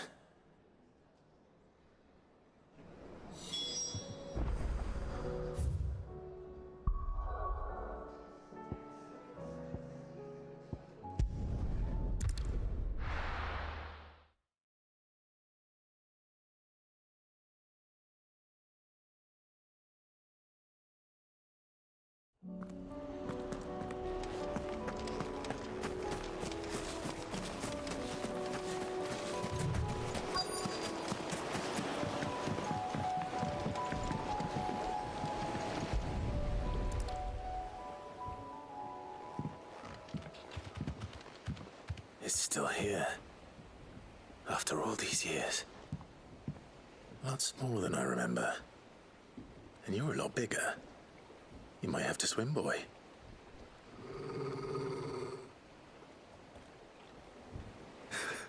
I wasn't being serious. You two go on without us. We'll be waiting here. Thank you. We won't be long. All right. Hop in, boy.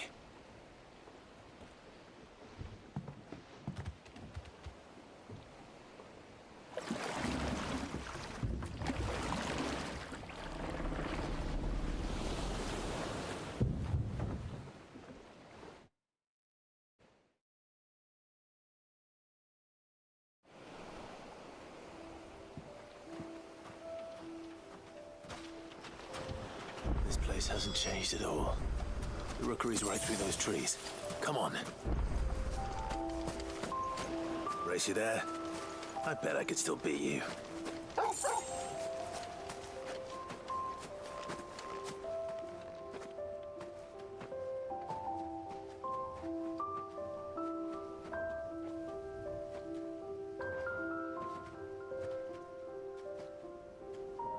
Here we are. This was our hideaway.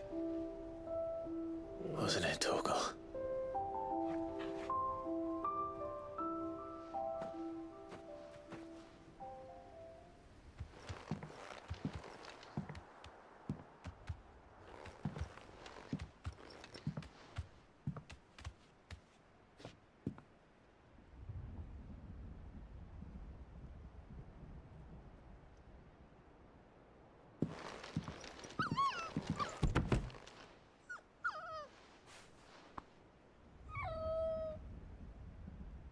Coming here helped me to forget who I was.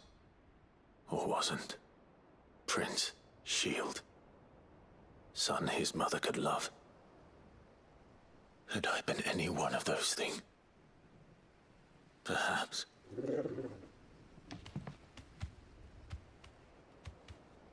What is it, boy?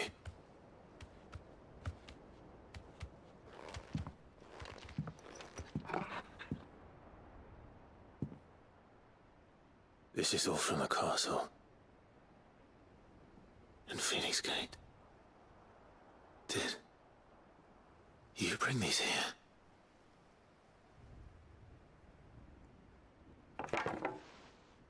My sparring sword.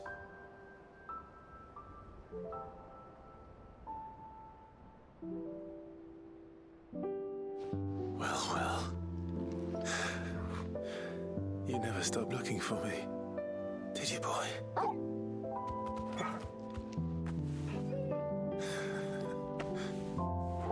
Thank you, Torgal. For never giving up. For never forgetting.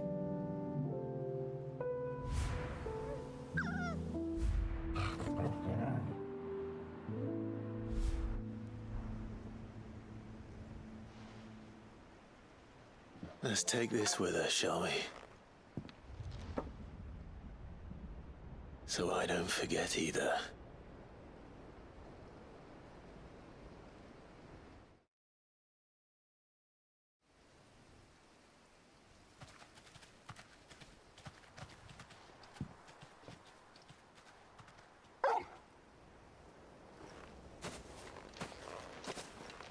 That's not the way back to the boat, Torgal. All right. I'm coming. I think I know where we're going.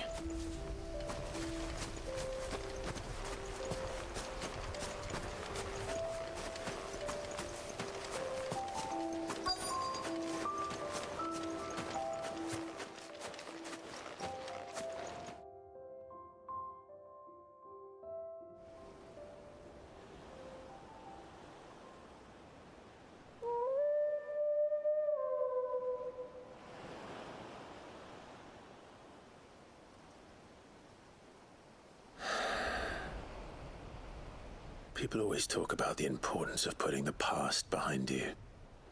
But without it, we wouldn't be who we are today. And we certainly couldn't steer our way to a better tomorrow. Come on, Torgal. Let's go home.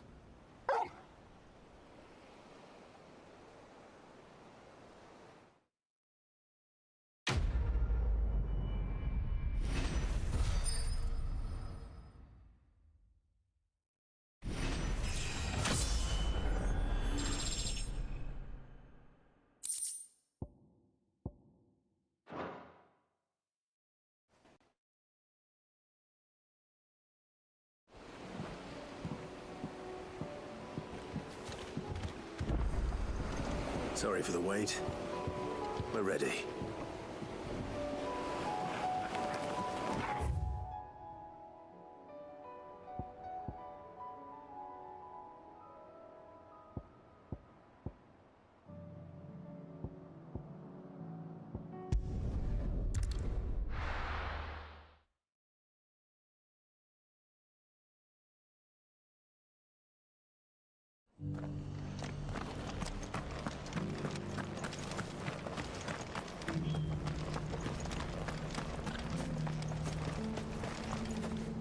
Anything catch your eye?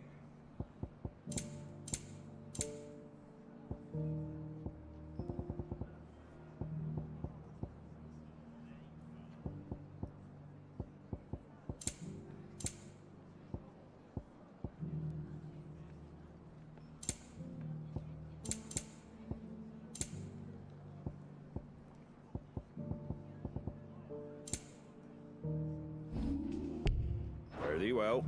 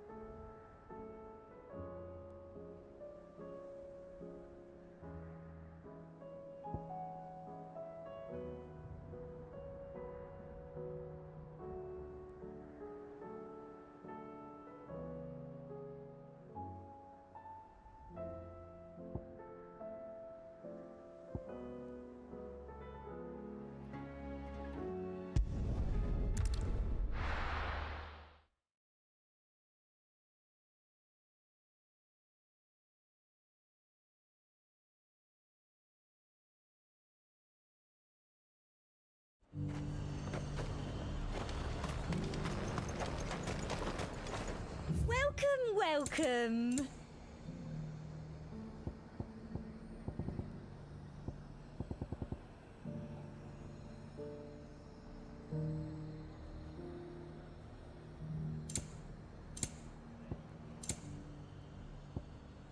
And a fine, fine day to you.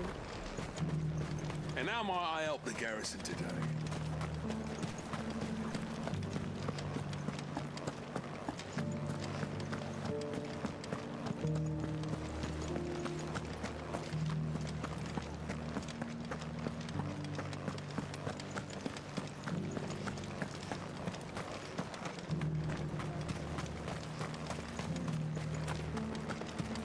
Those things didn't fight like men.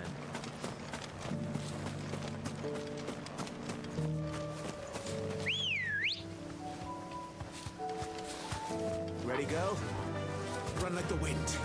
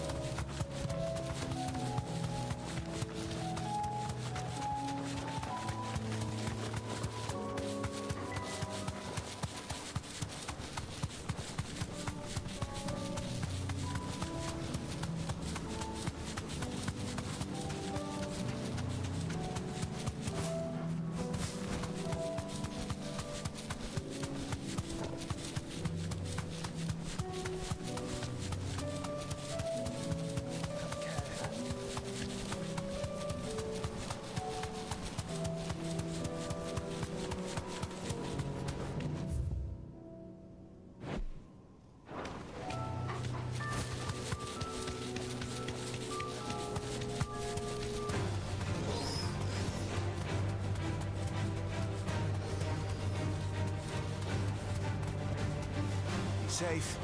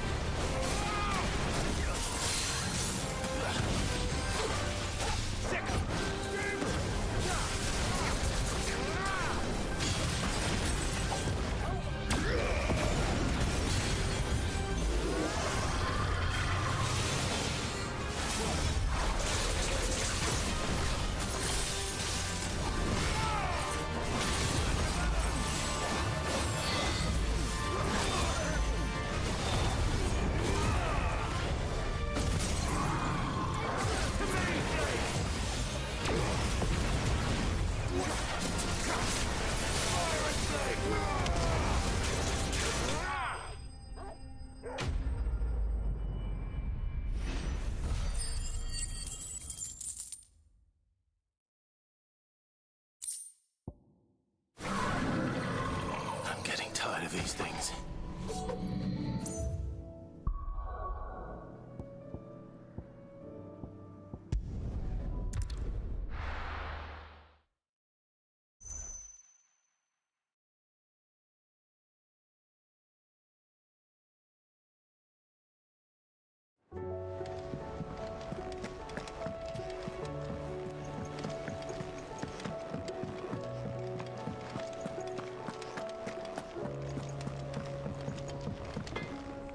What do I owe the honor? What do you want? Not bad, if I do say so myself. Should last you a good while.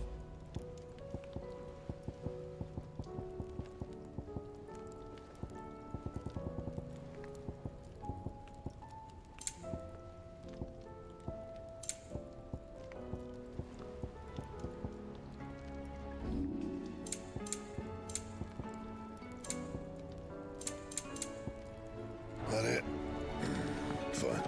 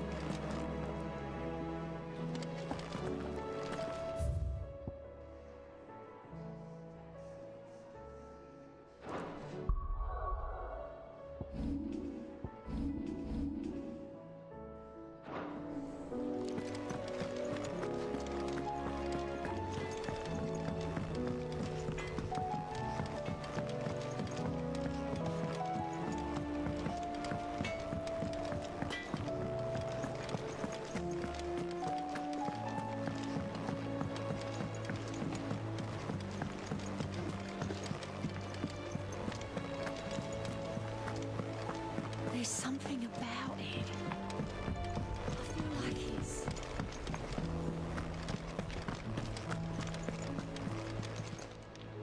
How may I help you today, Clive? Here you are. Best of luck out there, Sid.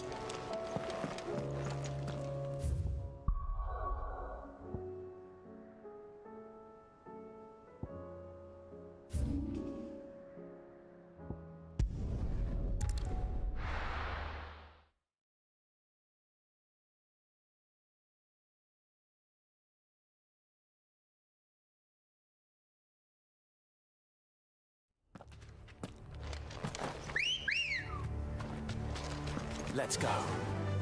Fly, Ambrosia.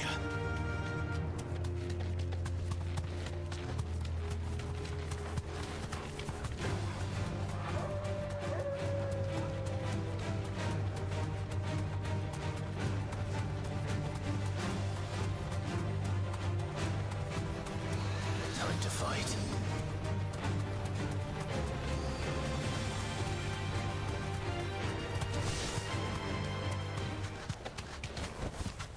I can walk from here.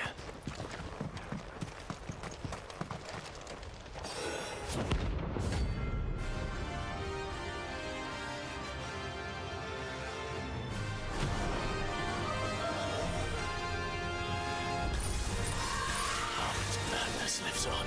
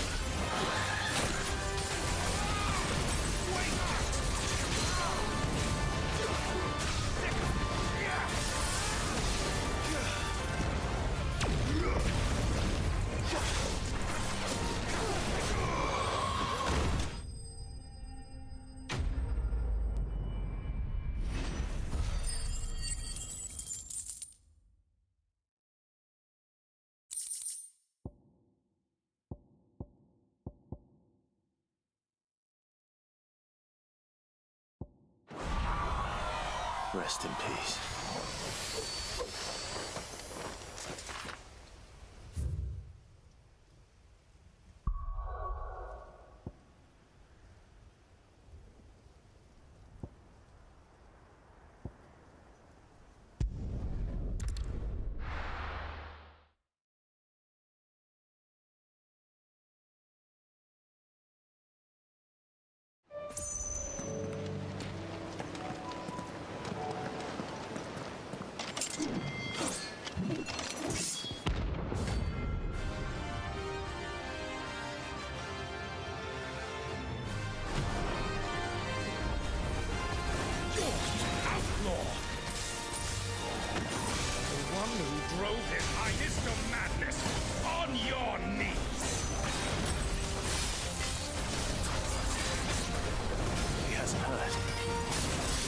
Like he's willing to listen.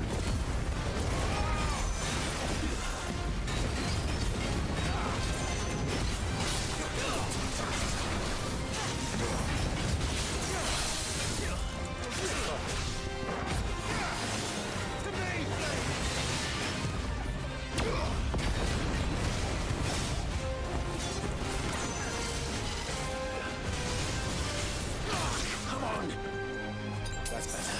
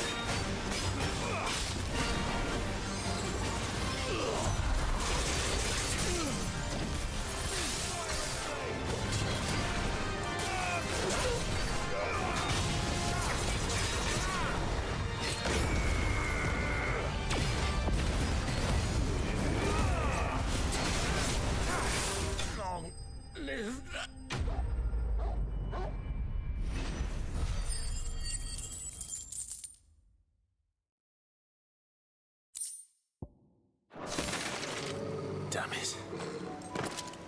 Dion would have been glad to have you back at his side.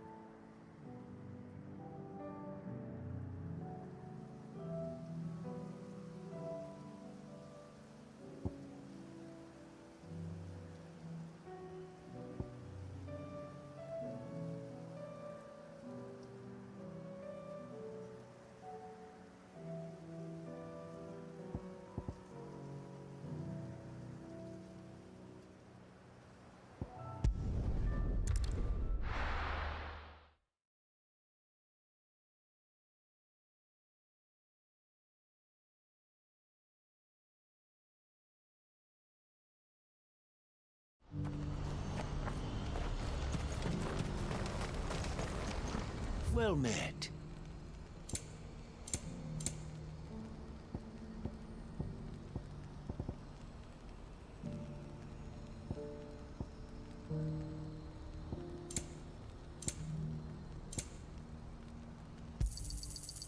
fine choice. May Gilbert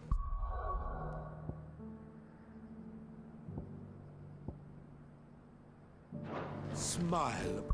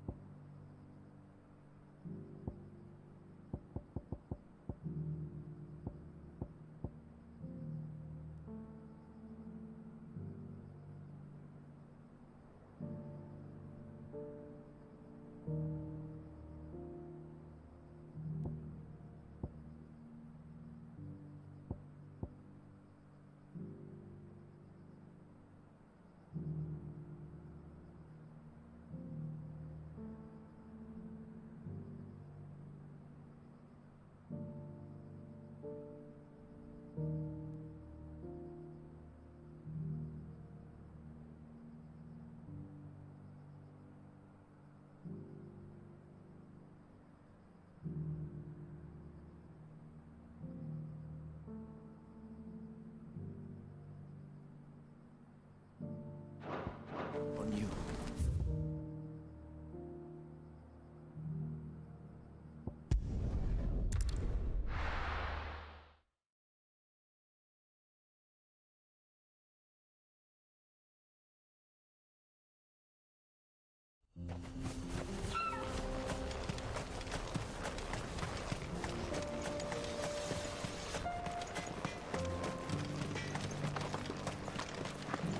Would you like to see my wares?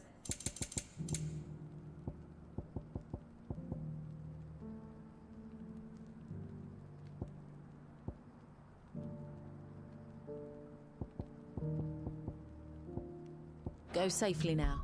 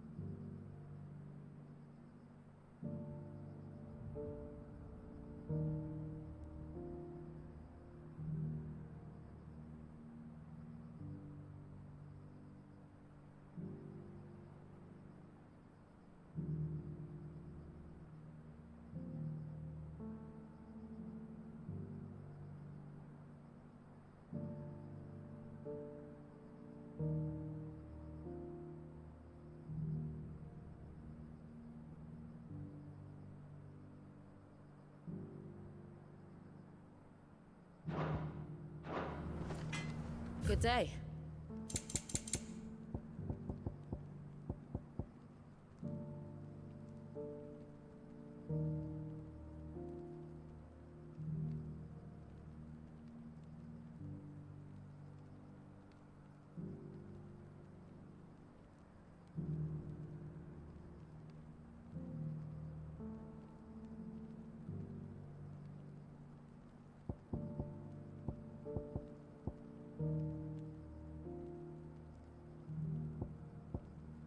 Go safely now.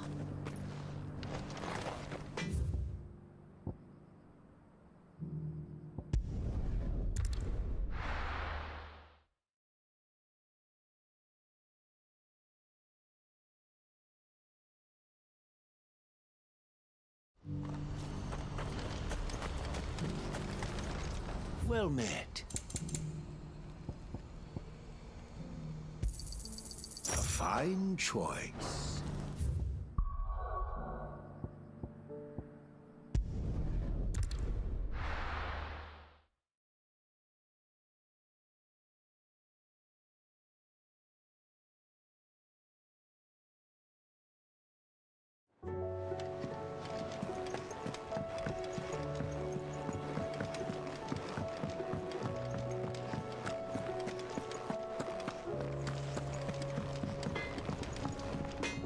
So what do I owe the honor?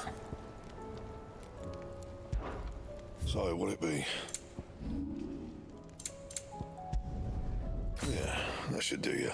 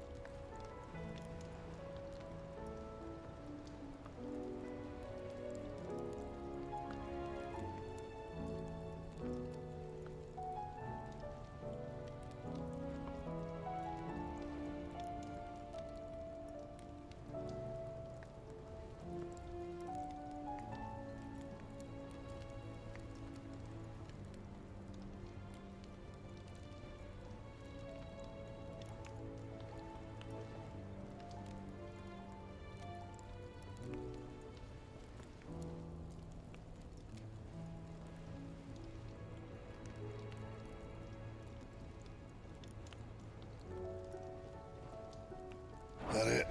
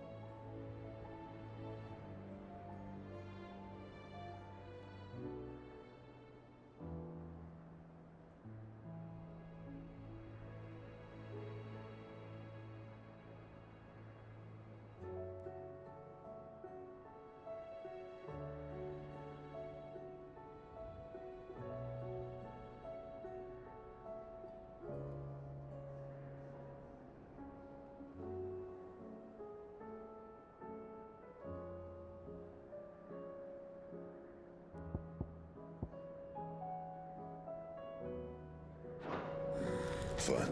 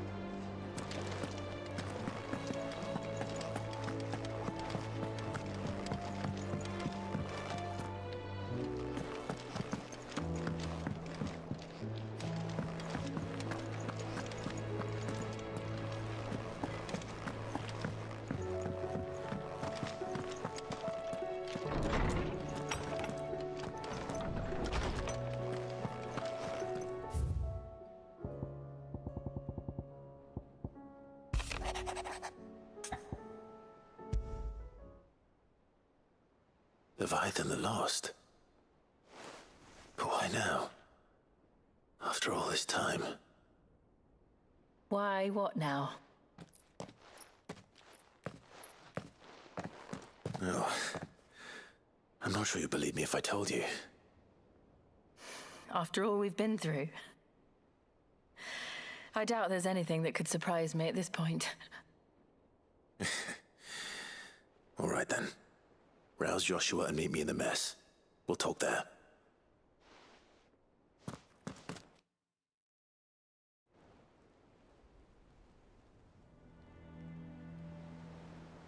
I see we're all here. So, what is it this time? I'm not sure yet. The letter delivered to my chambers omitted a few crucial details. Do we know its provenance? That was one of the details it omitted. But whoever the sender was, it seems the Dame held them in high enough regard to point them in our direction. The Dame? Well, she's not one to waste our time. It must be important. Important might be an understatement. If the letter is to be believed, Leviathan's dominant is in danger. And someone wants us to save him. Leviathan? So the Warden of Water has finally returned. What has it been? 100 years? More. The Lost moniker dates back at least that long. Even our venerable lawsman would not have been so much as a glint in his father's eye when last the mighty serpent brought his crushing waves to bear upon the realm. But why the gap? I know it can be a few years before a new dominant's born. But over a century? Should the dominant of Water's bloodline have been severed somehow, it could have prevented a new dominant from awakening. But if one has awakened now, he couldn't have chosen a worse time. Every nation in the realm has lost its dominant. If word gets out that there is still one to be had, they will stop at nothing to claim it for their own. And the twins will be at war again, just when humanity most needs to come together. Did the letter say anything else? Only that if I wish to know more, we must meet in person. And that the Veil can arrange a meeting. If nothing else, you can be certain it ain't a trap. Famous last words. I'm coming with you. As am I. Thank you. Both of you. And Otto? Yeah. I'll keep an eye on things here. Didn't fancy coming anyway. Thank you. I shall leave the Invincible in your capable hands.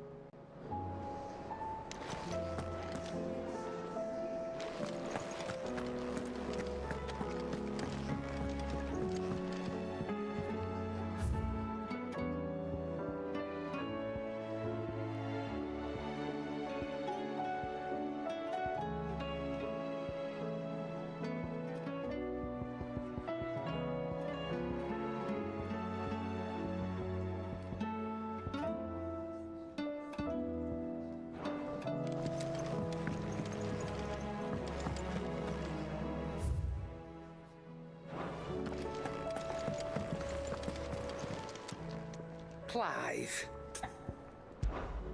Go on then.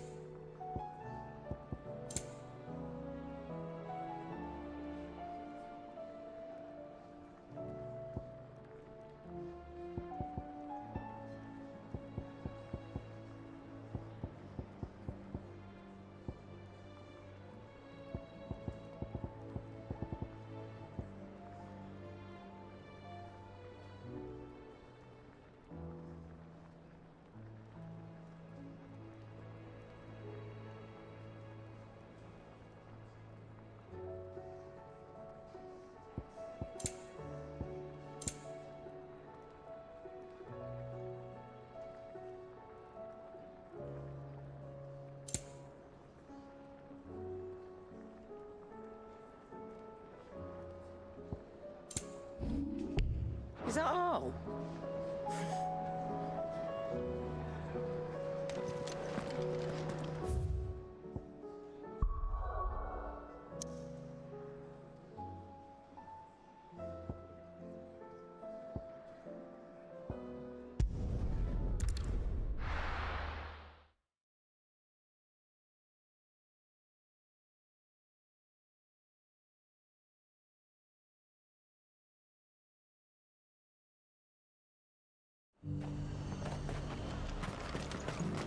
To the Vale it is, then.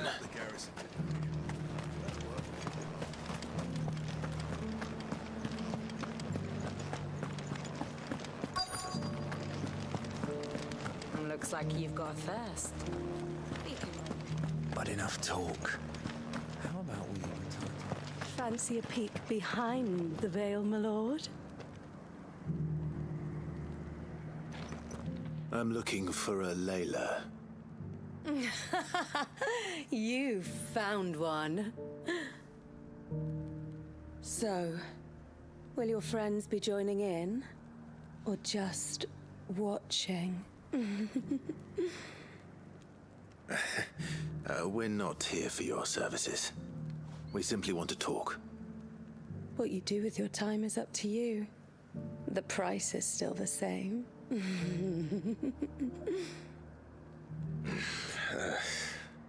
We're here about the letter.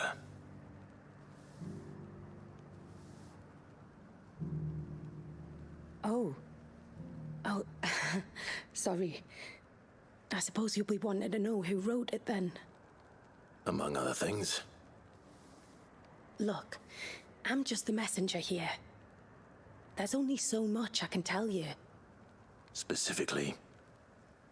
A location, north of town, on the shore of Isle of Feist Bay. There you'll find a tent and the woman who can answer your questions. And that's all? Nothing else? Actually, one thing. There's more than flowers in the meadows these days. So keep that sword of yours to hand.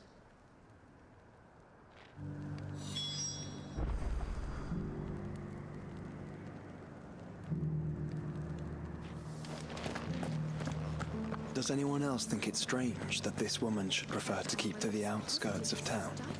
What if she realizes the value of the information she's party to? And the danger it puts her in.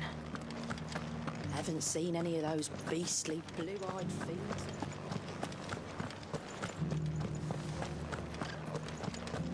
Do be careful. I will.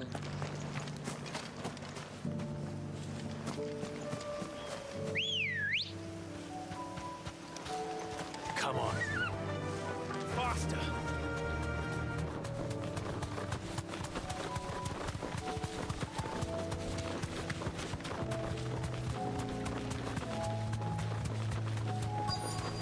The tent is where Layla said it would be.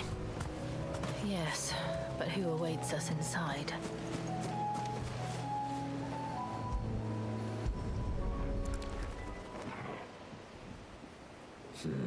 It's empty. Why am I not surprised?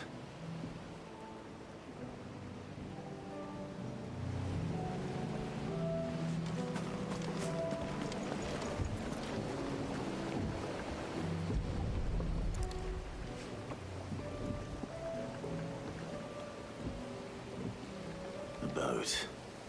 No prizes for guessing who that belongs to.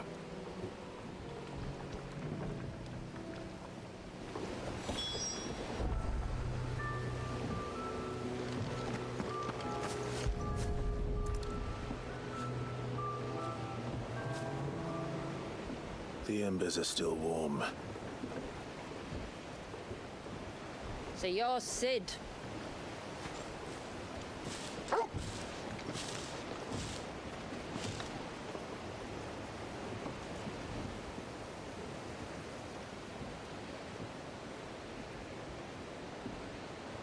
I suppose I must be. Which means you have me at a disadvantage. Apologies. I am Shula, tributary of Mysidia, final haven of the Moats of Water. The Moats of Water. The very tribe into which it was believed Leviathan's dominant was born. A people notable for their sapphire eyes and ivory hair. Yes, that would be impossible, since the tribe famously Vanished. Was exterminated. Despite the best efforts of both church and state, we are still very much alive. Though we've managed to keep that fact hidden from good Krieger's faithful for over a century. Along with Leviathan's dominant.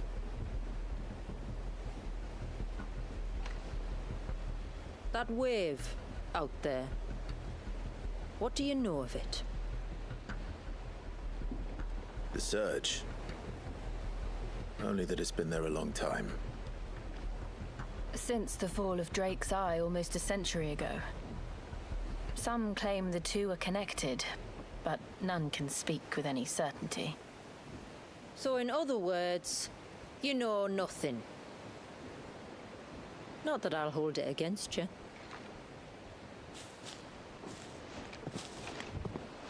The wave was raised by Leviathan in an act of rage.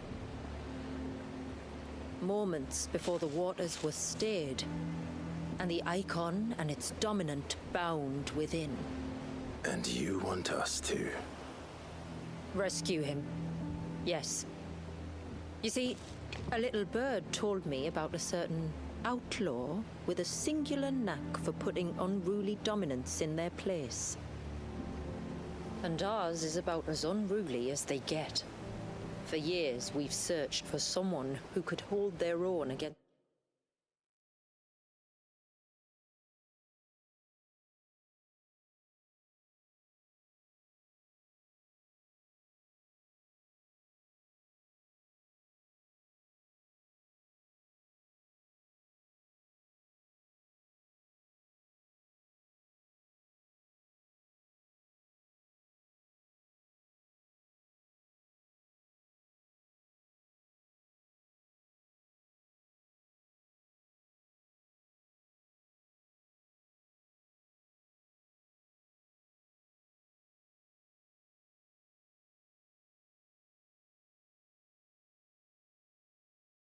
an icon.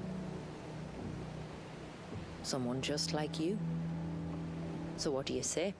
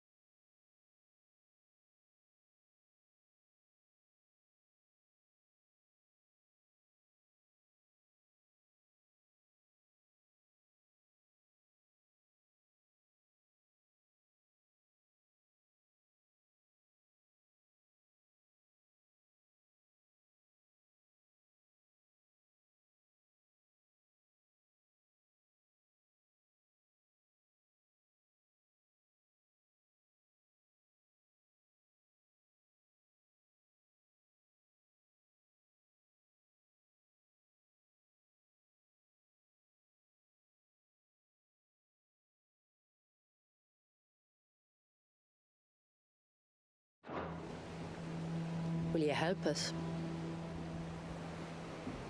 What exactly did your dominant do to warrant this punishment?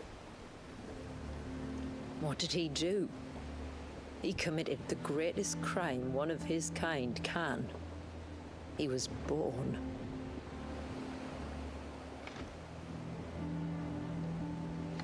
But he deserves a better fate than the one my people forced upon him.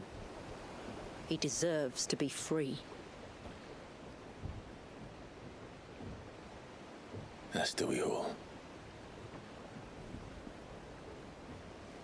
Very well. Far-fetched though your tale may seem, something tells me you speak in earnest. So we will do what we can for your dominant. But first, you will tell us everything you know about him and the means of his imprisonment. I can do better than that. I can show you. Care to take a trip across the bay? My people await you there. Lead the way.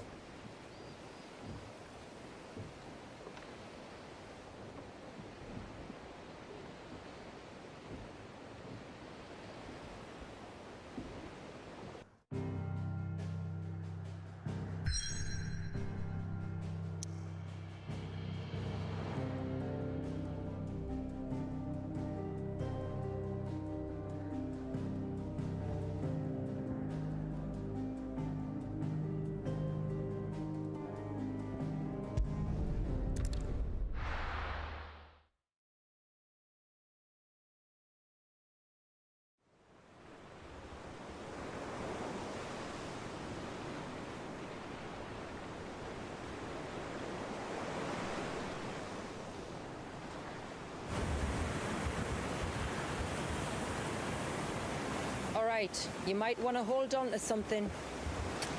We're coming up on the wall, and passing through can take a bit of getting used to. I don't see any wall.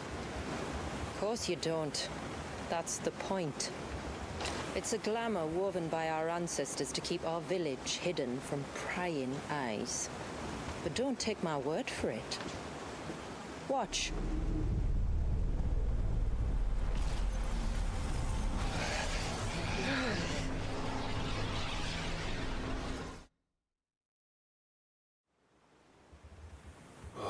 That was worse than a slug of Bacchus wine. Clive, the sky. It's blue, but how is that possible? You do know what a glamour is, don't you?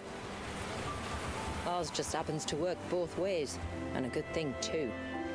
I wouldn't fancy staring at those sickly clouds every day.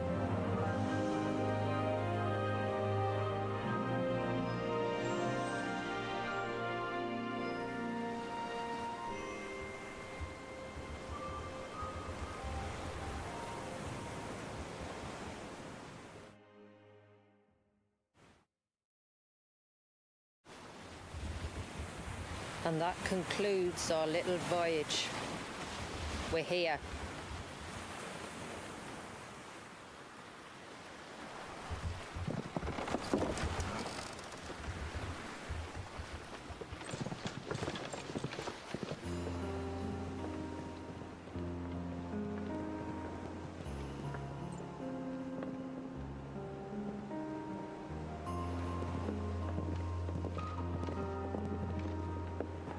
It's a long slog to the village, and a hard one. I hope you're up for a climb.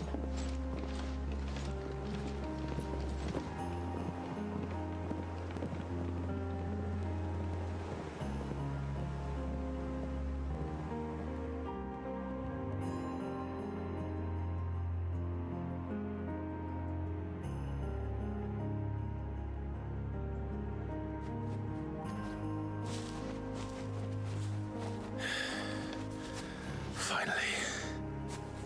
What? You didn't think we'd arrived, did you? The village isn't up here. It's on the other side of the mountain. Of course it is.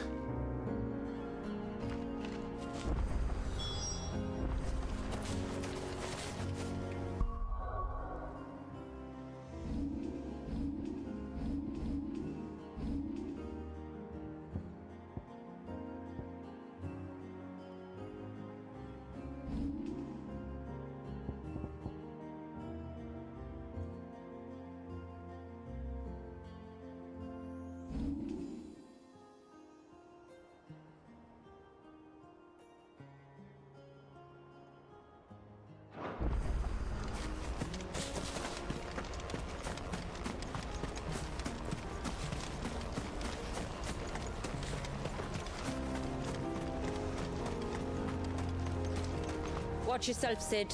This path can be treacherous. If not for the sheer drop, then for the beasts who prowl it.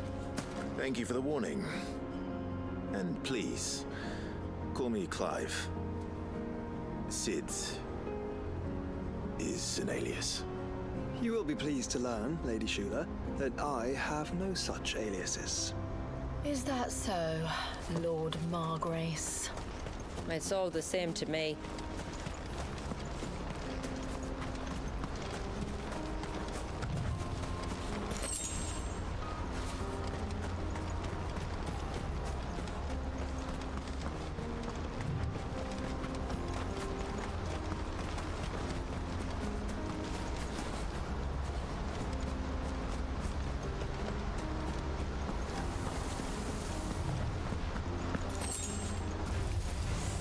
I was wondering when they would pick up our scent. Stand back. We'll handle this. Oh, will you now? Shall I keep my acts and spells to myself?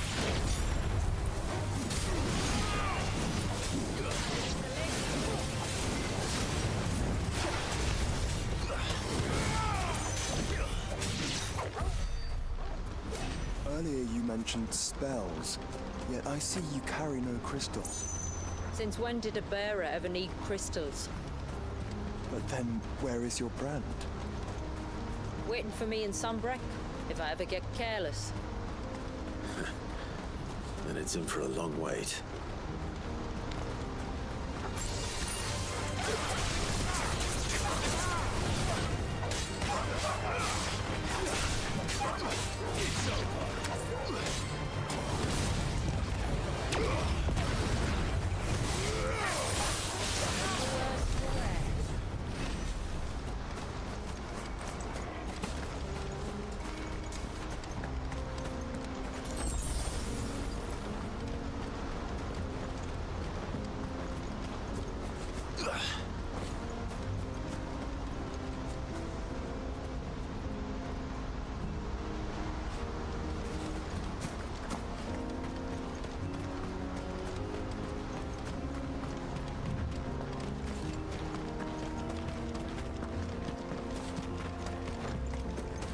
We're almost at the summit. From there, you'll have a better view of our home.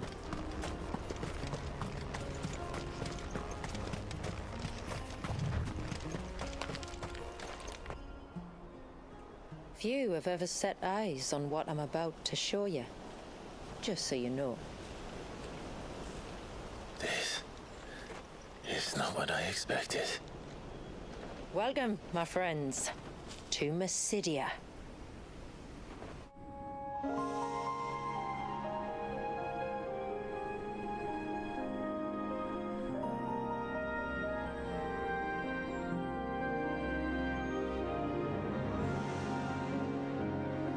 It's been a long time since I saw the North looking so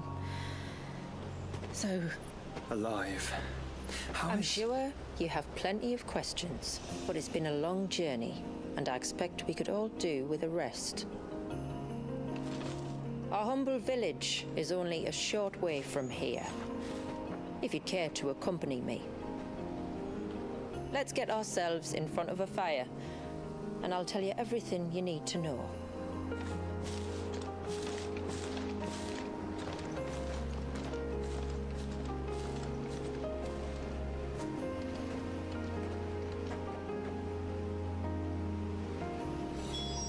It's beautiful, Shula. And we aim to keep it that way.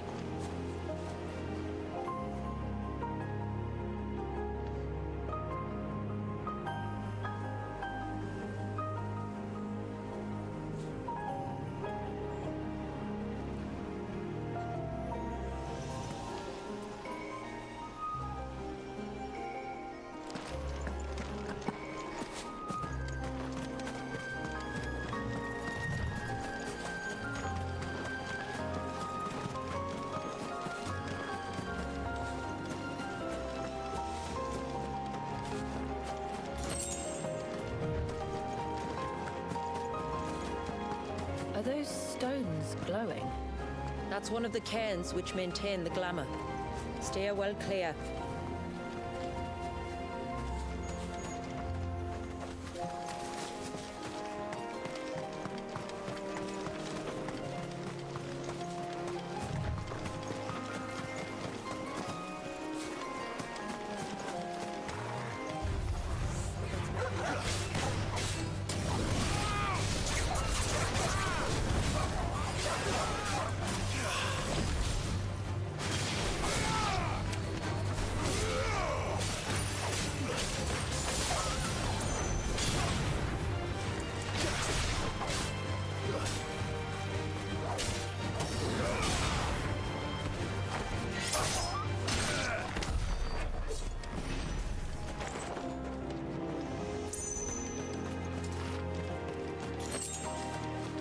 This surge was an act of rage. One wonders what prompted it.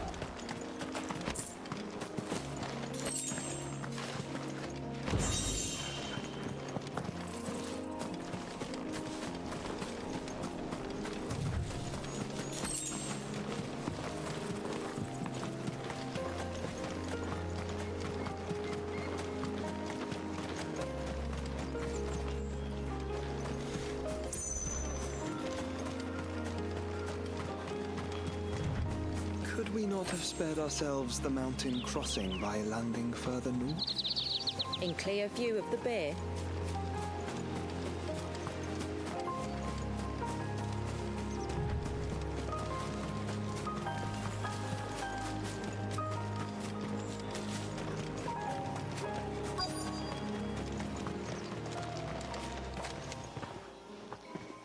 On evening tides. Does morning's light return?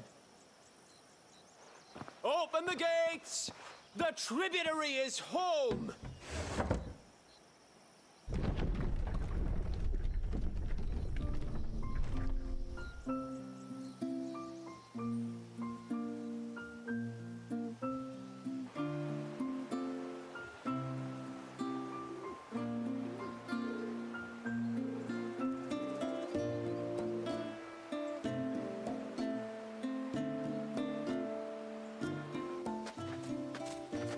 Outsiders? Well, I never. Look at the size of that dog. All right now, back to your duties. You'll have to forgive my people their curiosity. We don't get many visitors. Or any, truth be told. Then we are honored to be the first. This is quite extraordinary. Like stepping into another world. So do you believe me now? You've made it difficult not to, my lady. But how did your people chance to settle here in the north? Unless I am much mistaken, the moats of water long called the coasts of southern Ash their home. Until Drake's Horn fell and the Blight forced them ever inland, where... We met our doom, along with our dominant. I see you've read the Gregorian Church's account, but perhaps you'd like to hear ours. That building over there is the Witten Hall. It's where my people gather to discuss matters of import. We can speak more inside, once the place is ready to receive you. It shouldn't take long, but you're welcome to explore the village while I see to things. Thank you. We'll do just that.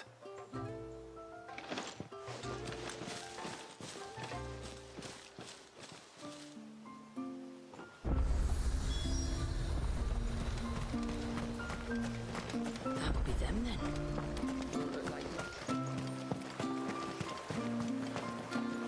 Look! That one's got... Intruders!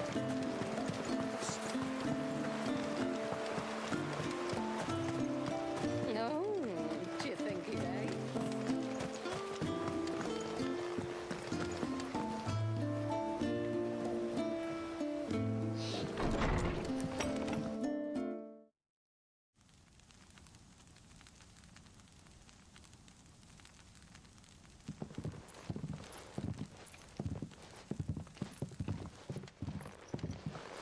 So what do you think of our little haven in the woods? It might not have all the comforts of a southern settlement, but at least it's ours. And there's a lot to be said for that. It can't have been easy keeping this place a secret. Not easy, no. We've dedicated our lives to maintaining the glamour that conceals us. Us and Walyas. This man, Walyas, is he Leviathan's dominant? That's right. Though he's no man, Walyas is still a baby. A baby? Forgive me, but you said that the Dominant and his icon were bound inside the Surge almost a century ago. That would surely make him older still. It would, if he'd been allowed to age. But the spell robbed the poor bairn of even that. I'm sorry. Walyas was the son of my great-grandfather. Leviathan awoke within him almost immediately. But instead of allowing the lad to live out his life as a valued member of the community, my ancestors sought to put his power to other uses. Sadly for them, the icons sensed their treachery and summoned a wave so large it would have swallowed the entire village. if my ancestors hadn't stopped him. Then it is not the surge that binds the child, but time itself. Yes. Forgive me. I'm still not sure I understand. I'm not surprised.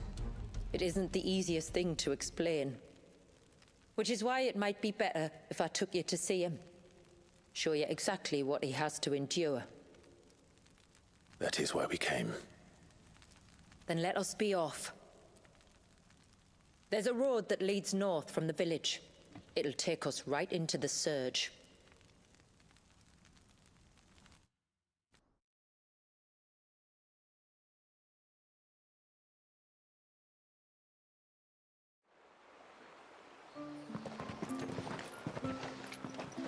Are you bound for the wave, tributary? We are, Delina. Have you spread the word about our guests? I have. Everyone knows to treat them as family. You shouldn't have any trouble now, but just in case, I would have you accept this symbol of our people.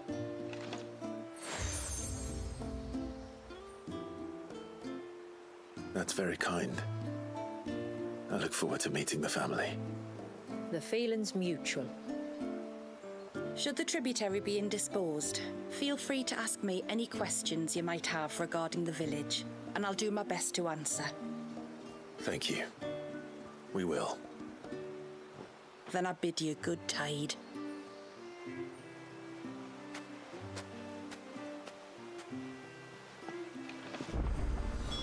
Our storehouse lies across the bridge.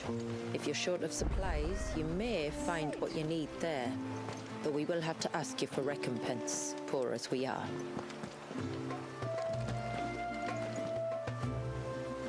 You are Sid, aren't you?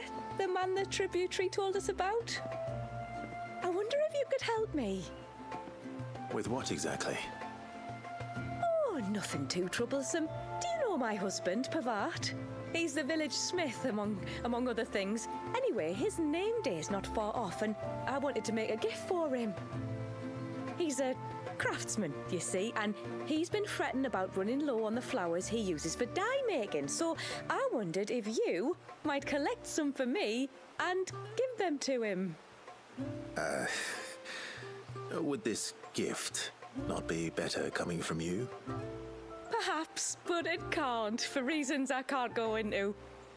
Please, I know it sounds daft, but I'd be ever so grateful.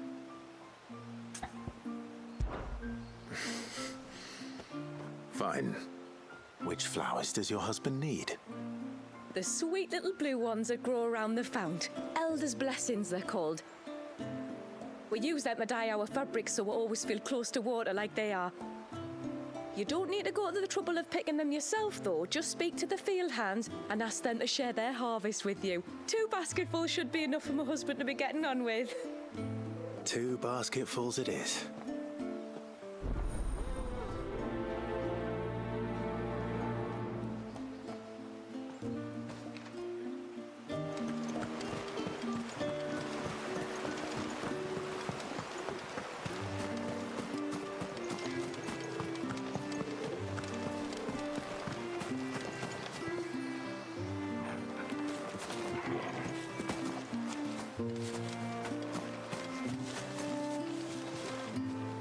Excuse me.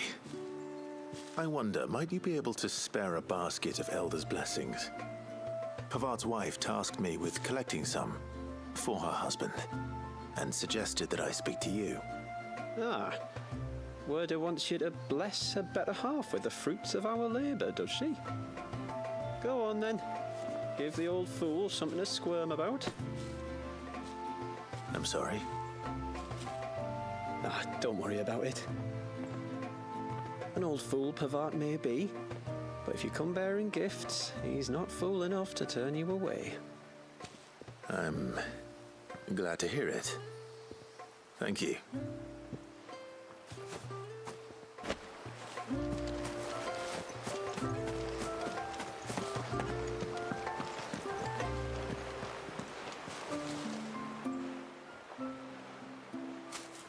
Ah, welcome to Haven, friend.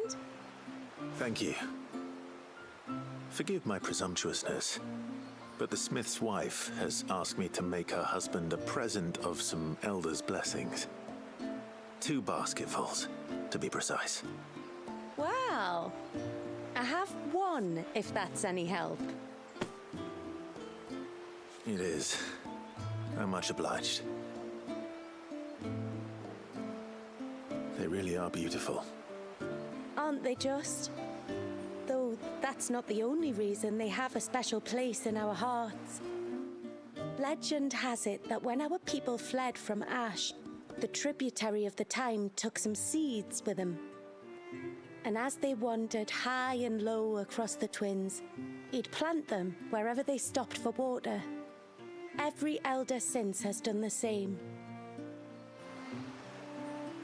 So when we finally put down roots here in Mysidia, the flowers did too.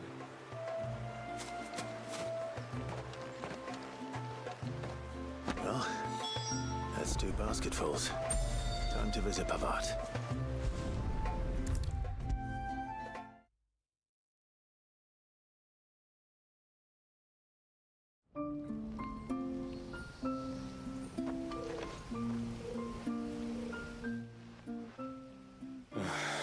What do you want?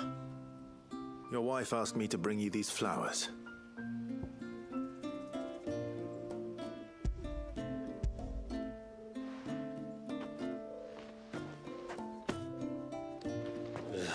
That woman. Come out. I know you're there. Who? Me?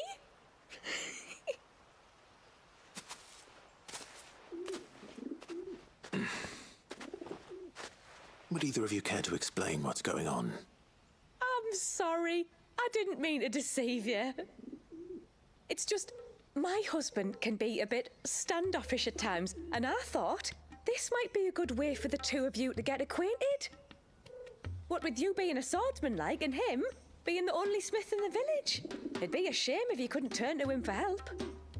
The only reason he couldn't turn to me for help is because I had my hands full with all the orders you lot dumped on me. I'm pretty much done with them now, though. But, for the record, the tributary said that we were to lend you outsiders our aid, and that's exactly what I was planning to do. With or without my darling wife's meddling. Still, here we are. Acquainted. So, if there's out you need, just bring us the materials, all right? All right. All right, then. And tar for the flowers. I was running low. You use them for dyeing, I hear. Aye. Crush the petals and it makes a fine and lasting blue. We use it to stain the cloth for our tunics and pennons. To remind us where we come from, like. As modes of water. Children of the sea. That's right. The pattern, too, was left by our ancestors. The Ceaseless Rill, it's called. It symbolizes the river of our tribe, with the strength of Leviathan running through it. And no matter how that river has ebbed and flowed, changed its course, the flowers have always been with us, growing on our banks.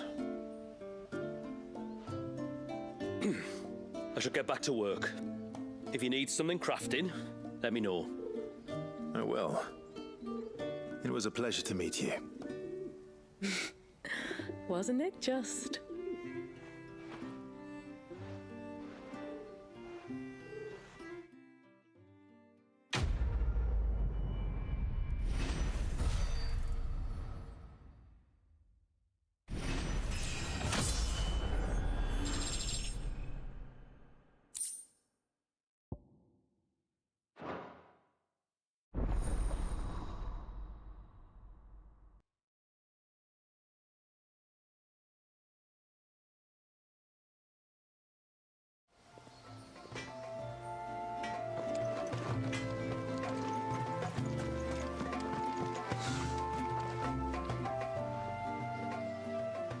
Oh, I'll have her hide when she gets back. Oh, sorry. I was leagues away. How can I help you? If you're after something from the storehouse, it's actually my wife you'll want to talk to. She will have to charge you for the goods, though. Not that we'd fleece you or anything. It's just, you know, needs must. I understand. Saying that, she might not be able to get anything down for you for a bit. Ah, right. She's got her hands full with the inventory, you see. It should have been my daughter's job, really, but the willful little Rills decided to make herself scarce. The heavens only know where that girl's got to. If you'd like me to keep an eye out for her. Oh, no. I couldn't ask that of an outsider. Could I? You wouldn't mind? Of course not. She won't have gone far, will she? I hope not. But I've scoured the entire village for her and come up empty-handed. Can't help thinking she might have gone on another one of her little adventures. Ah, a free spirit, is she? Aye, that she is. Can't get her to sit still, especially once you heard you lot were on your way. Outsiders! You should have seen her little eyes light up. Oh, if she wanted to watch you arrive, she'd have made for the low gate where you first came in. The guard there might have spotted her. Maybe you could ask him. Ruka, her name is. All right. I'll let you know if I find her. Try not to worry.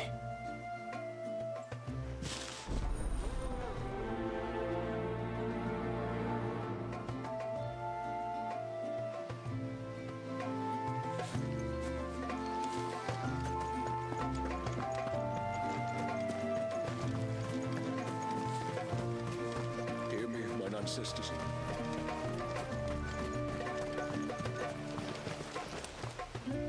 Excuse me. You haven't seen the storekeeper's daughter, have you? Little Ruka? I have, as it happens. She went out through the gate not long ago. Out of the village? Alone? Aye, she does it all the time. There's a path off to the left which leads down to the river. Nice little spot, that. And safe as you like. The beasts of the mountain don't dare come so close to the village. That's where she'll be. Go and have a look if you don't believe me. I will.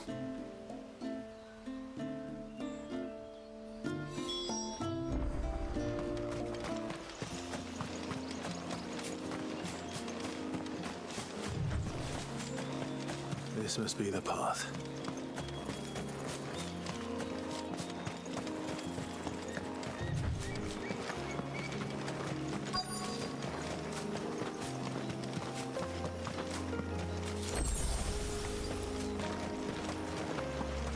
They're not here either.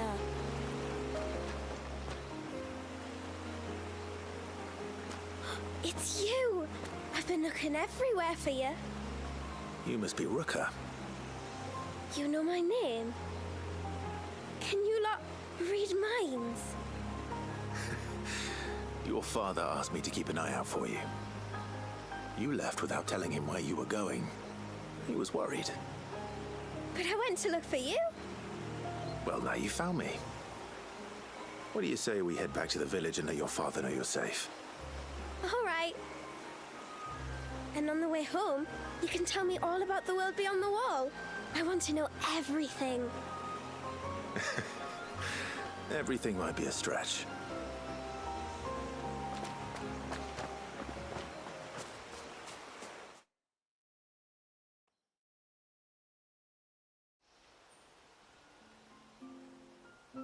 Thank you for bringing her home.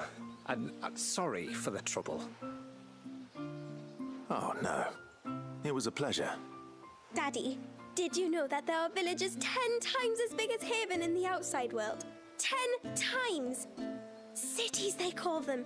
And in these cities, they have great big walls and towers and castles. Oh, to think I was worried. You can tell me all about the outside world later, Sweet Pea. Now go and help your mum with the stores. All right.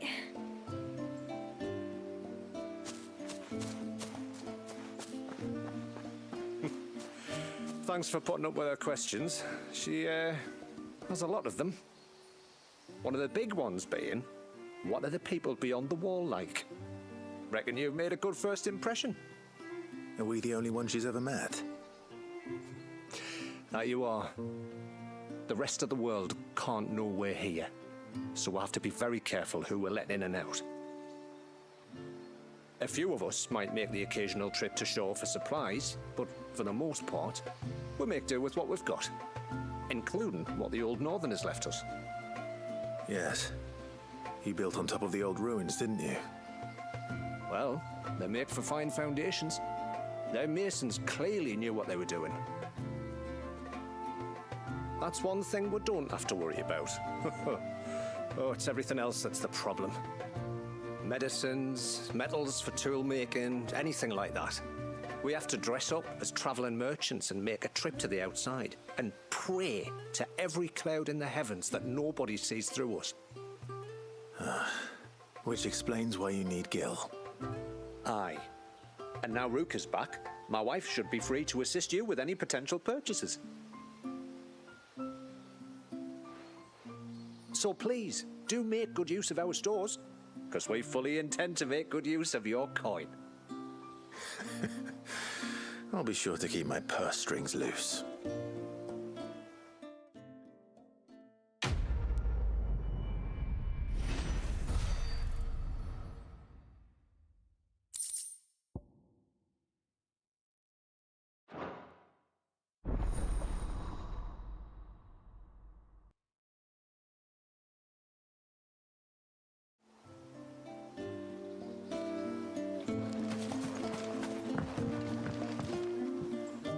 Thanks for bringing me daughter back. I don't grudge her looking for adventure, but she's got to pull her weight like the rest of us. Anyway, now we've got the inventory done, I can attend to my own tasks, like seeing to our visitors' needs. So, what's the route you wanted? This is all we have.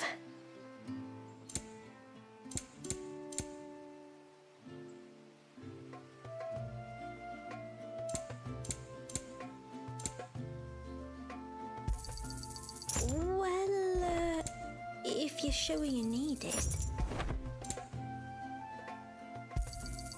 May it serve you well. I'll be here.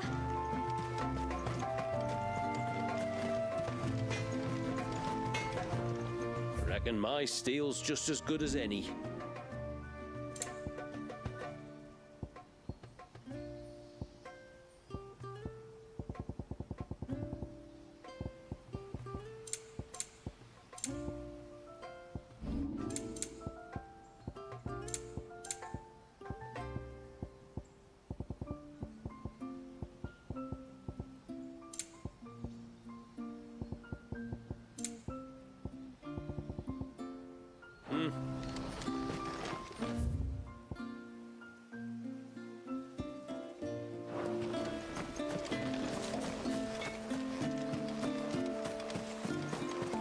How long do you think this bridge is going to stay?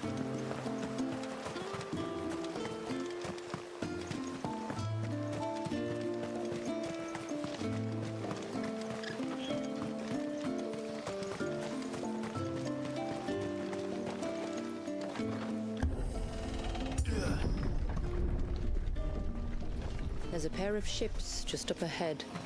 Ships? But are we not still leagues from the shore?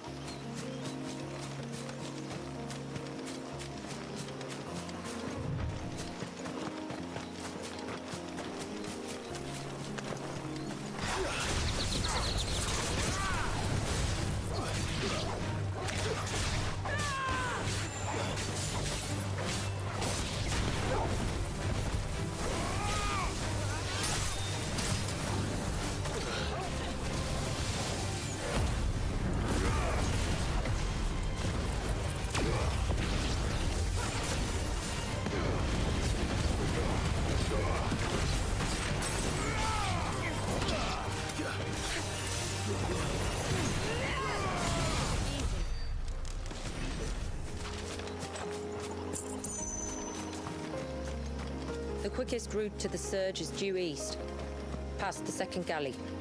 Shula, how did these ships come to be here? What do you imagine happens when an icon of water gets... What brother did you have to ask?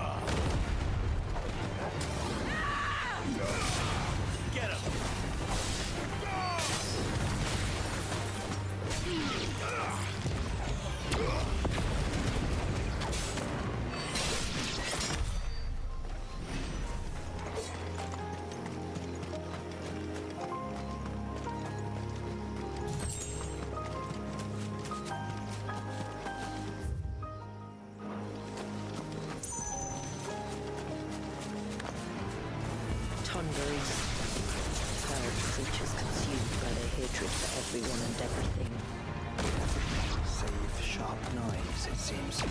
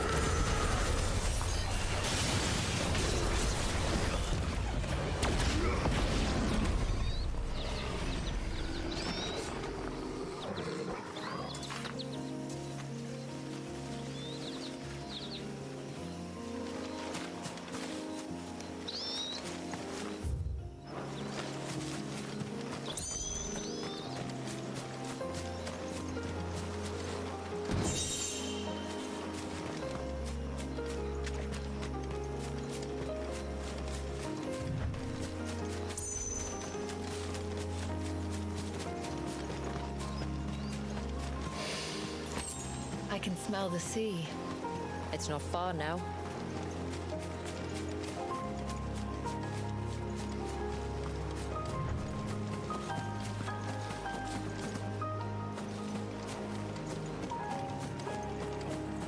How will we reach the surge?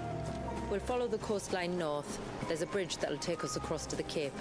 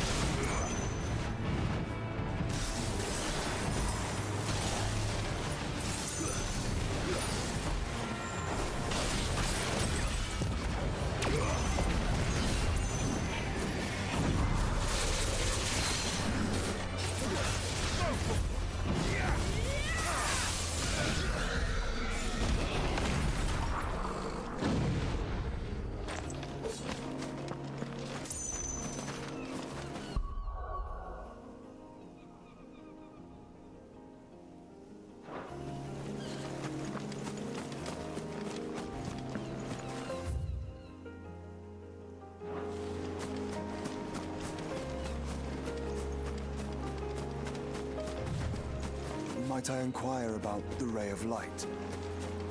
It's what prevents the surge from being reclaimed by the sea. And Dwalius by his people.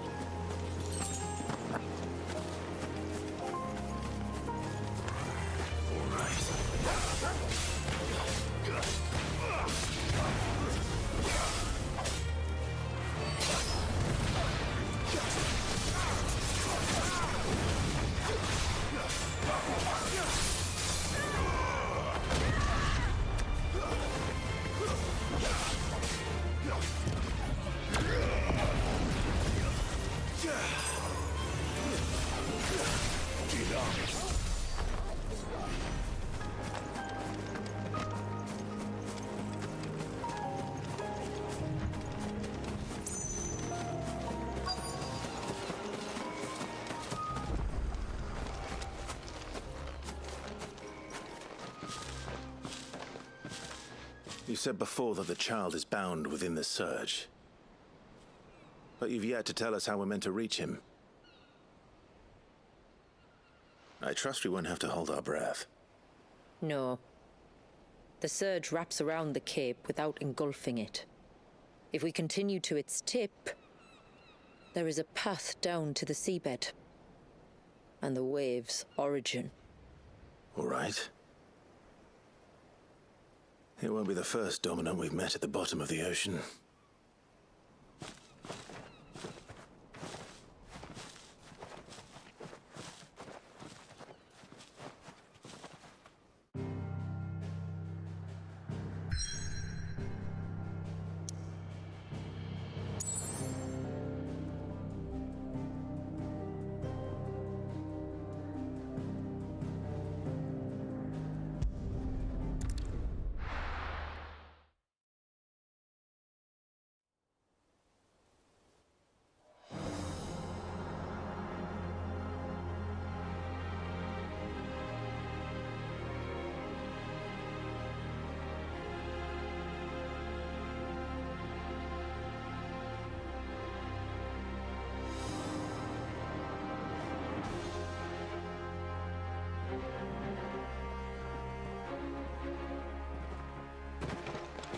It's not much further now. The path seems well kept. Do you and the villagers often come this way? Only me. Once every new moon without fail. It is my duty both as village elder and Dwalius's descendant. But surely no one blames you for what happened. Why should you bear...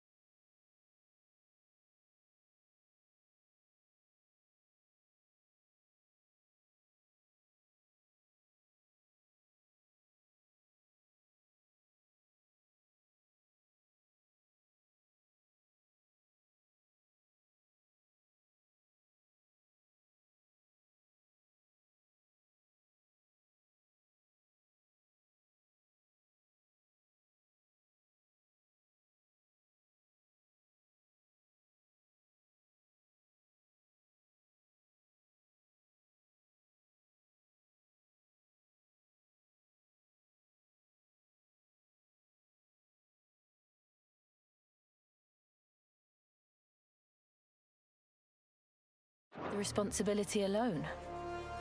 You misunderstand. I do it because I want to. To show him that he isn't alone, and that there are still some of us who would see an end to his suffering. Suffering you will soon witness with your own eyes.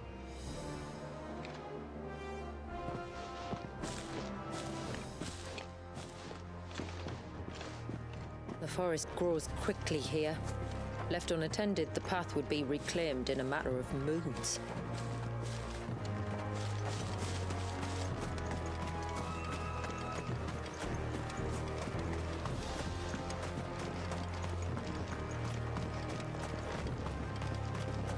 Does the light point the way to the child?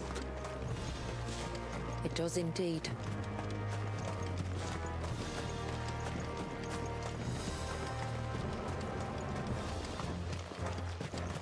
Look at all the droplets of water suspended in midair. Where they have remained untouched by time for 80 summers. It's not right. No, it's not.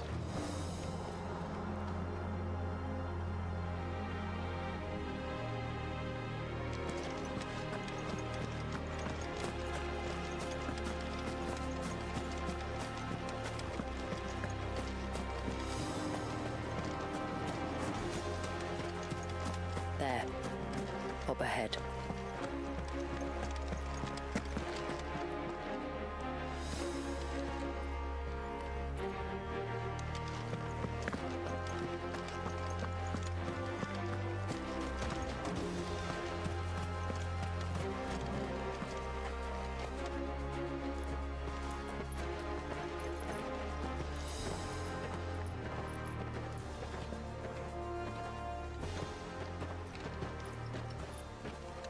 Down in the center. Follow me.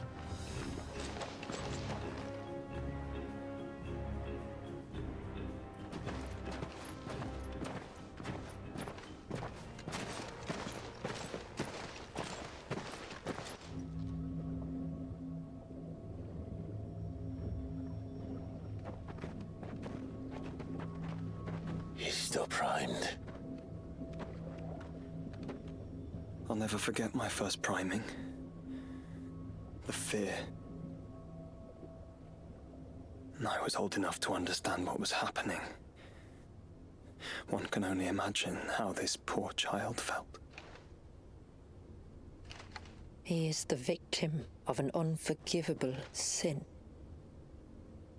Committed by people who saw him as nothing but a means to an end. He must be so frightened. Then I'll ease his burden. You don't mean? I'm not going to hurt him. Contrary to the tales, I don't go around killing dominants for no reason. What if I told you there was a way to remove Wallis's icon? I tell you, you were a madman. It's hard to believe, I know. But it can be done. Though, it isn't without its risks. Part of the icon remains no matter what. So, it might still come to violence. I don't know. It depends on the dominant. I've seen things end well, and I've seen things spiral out of control. But I do know one thing. If we turn our backs on this child, there will be no end to his suffering. And I think that a worse fate than the alternative. Don't you?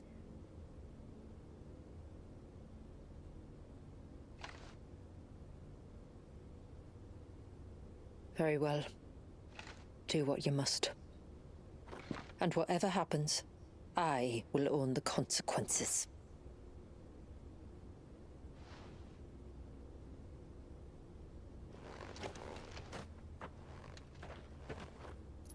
Don't be afraid, little one.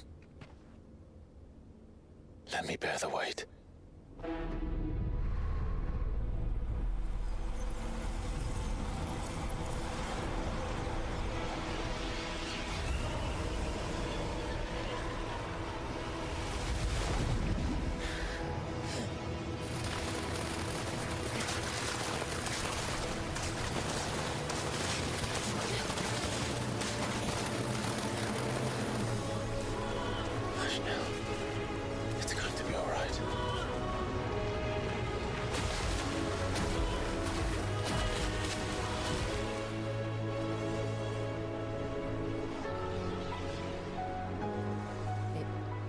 icon.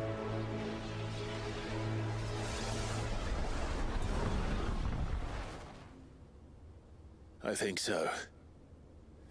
I can feel the icon inside me. But something's wrong.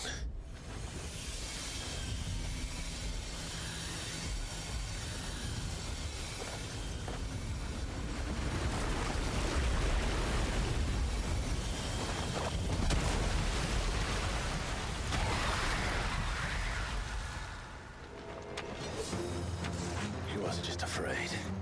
He was angry. All right. Let's see what you've given me.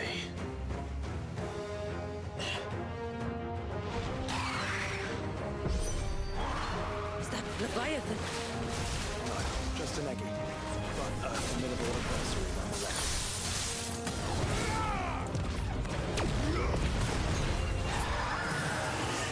Oh, look. It has friends.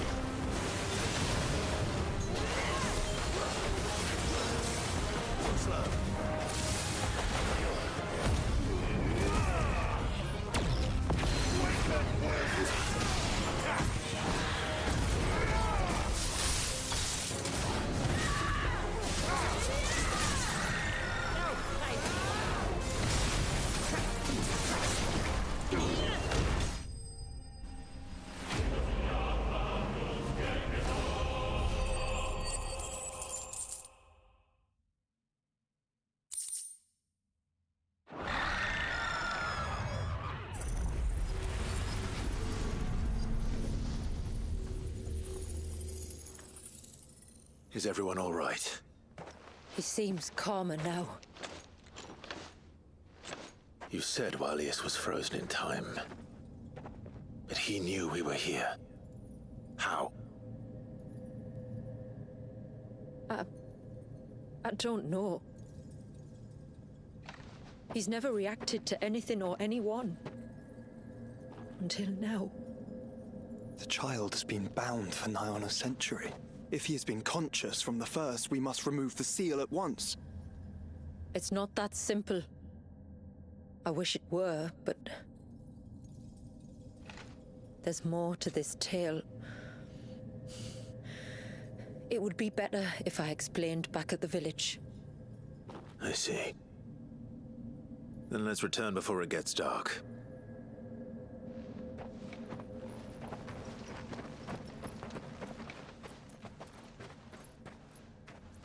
I'm sorry, Walius. I will make this right.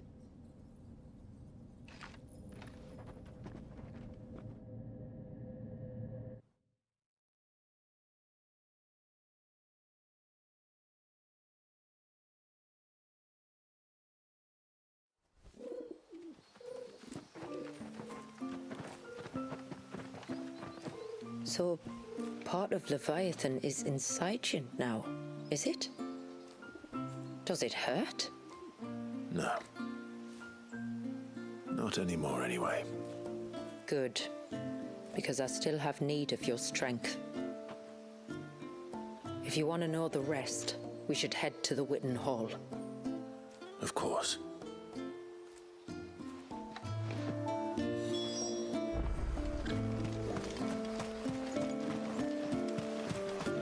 Look, Dad. The tree's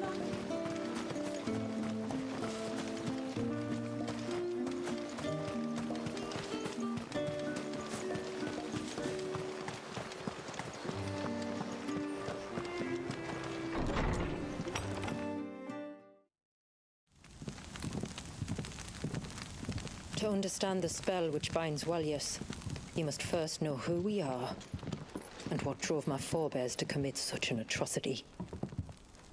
This tapestry is our story, the one that brought us here. After generations of wandering, my people sought refuge in northeastern Storm, some 170 years ago. But in exchange for our safety, the Gregorian Church demanded we renounce our faith and branded us heretics when we could not. To be exterminated, as a lesson to others. And so was it chronicled in the imperial histories, for anything less would have made the Church seem weak. Yet a handful survived. The few who did fled north and west, and in doing so discovered two things that would forever shape our fates. The first was an old legend revealing how to make your very own mother crystal. But that's impossible. As they were soon to discover, aye, far too late. Our ancestors convinced themselves that they could recreate the divine if they could only find a strong enough heart. A living being capable of channeling torrents of ether. And the heavens provided. A dominant. Well, yes. They'd stumbled across a nostrum in an ancient ruin, which they believed could provoke a sudden outpouring of a creature's ether. They meant to enrage his icon. Leviathan would have destroyed everything, had our people not made their second important discovery. A means to stop time itself. Where did they find that? The Northerners had no such magics, or they would have used them. When our ancestors first arrived, the land was uninhabited, save for an old witch who lived on the highest peak. Her body had been consumed by the curse, a cruel payment for her long years of service to the Northern Thanes. So desperate were they to prevent the fall of Drake's Eye, they'd forced her to devise a spell to stop time. But Drake's Eye did fall. It did. When she finally perfected the necessary magics, it was already too late. As punishment for her failure, the Thanes exiled her to this forsaken place to live out the few days she had left. Knowing her suffering, our ancestors cared for her as best they could, and in return, she gifted them her spell. That even though she should die, her legacy might live on.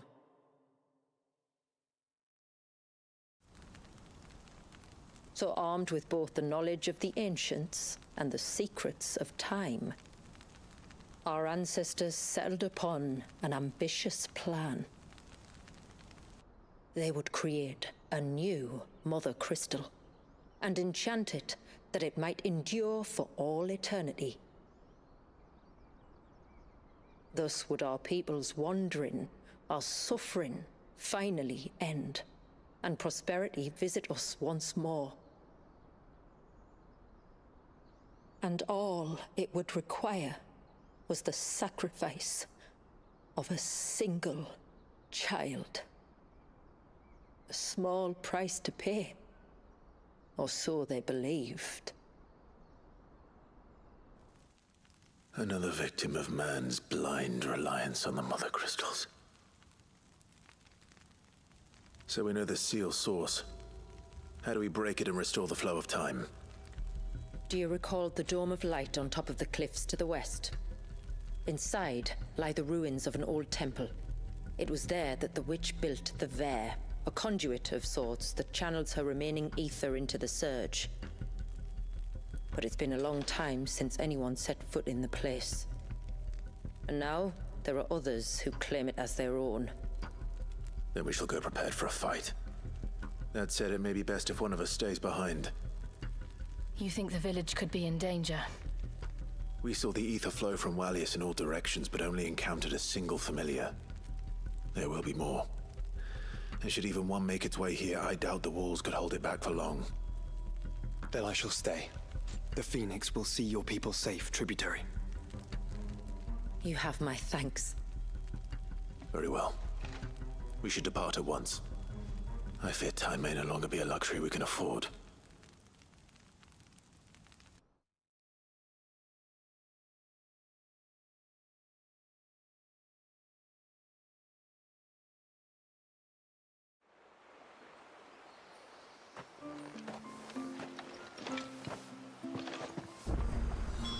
The Vare is not easy to find.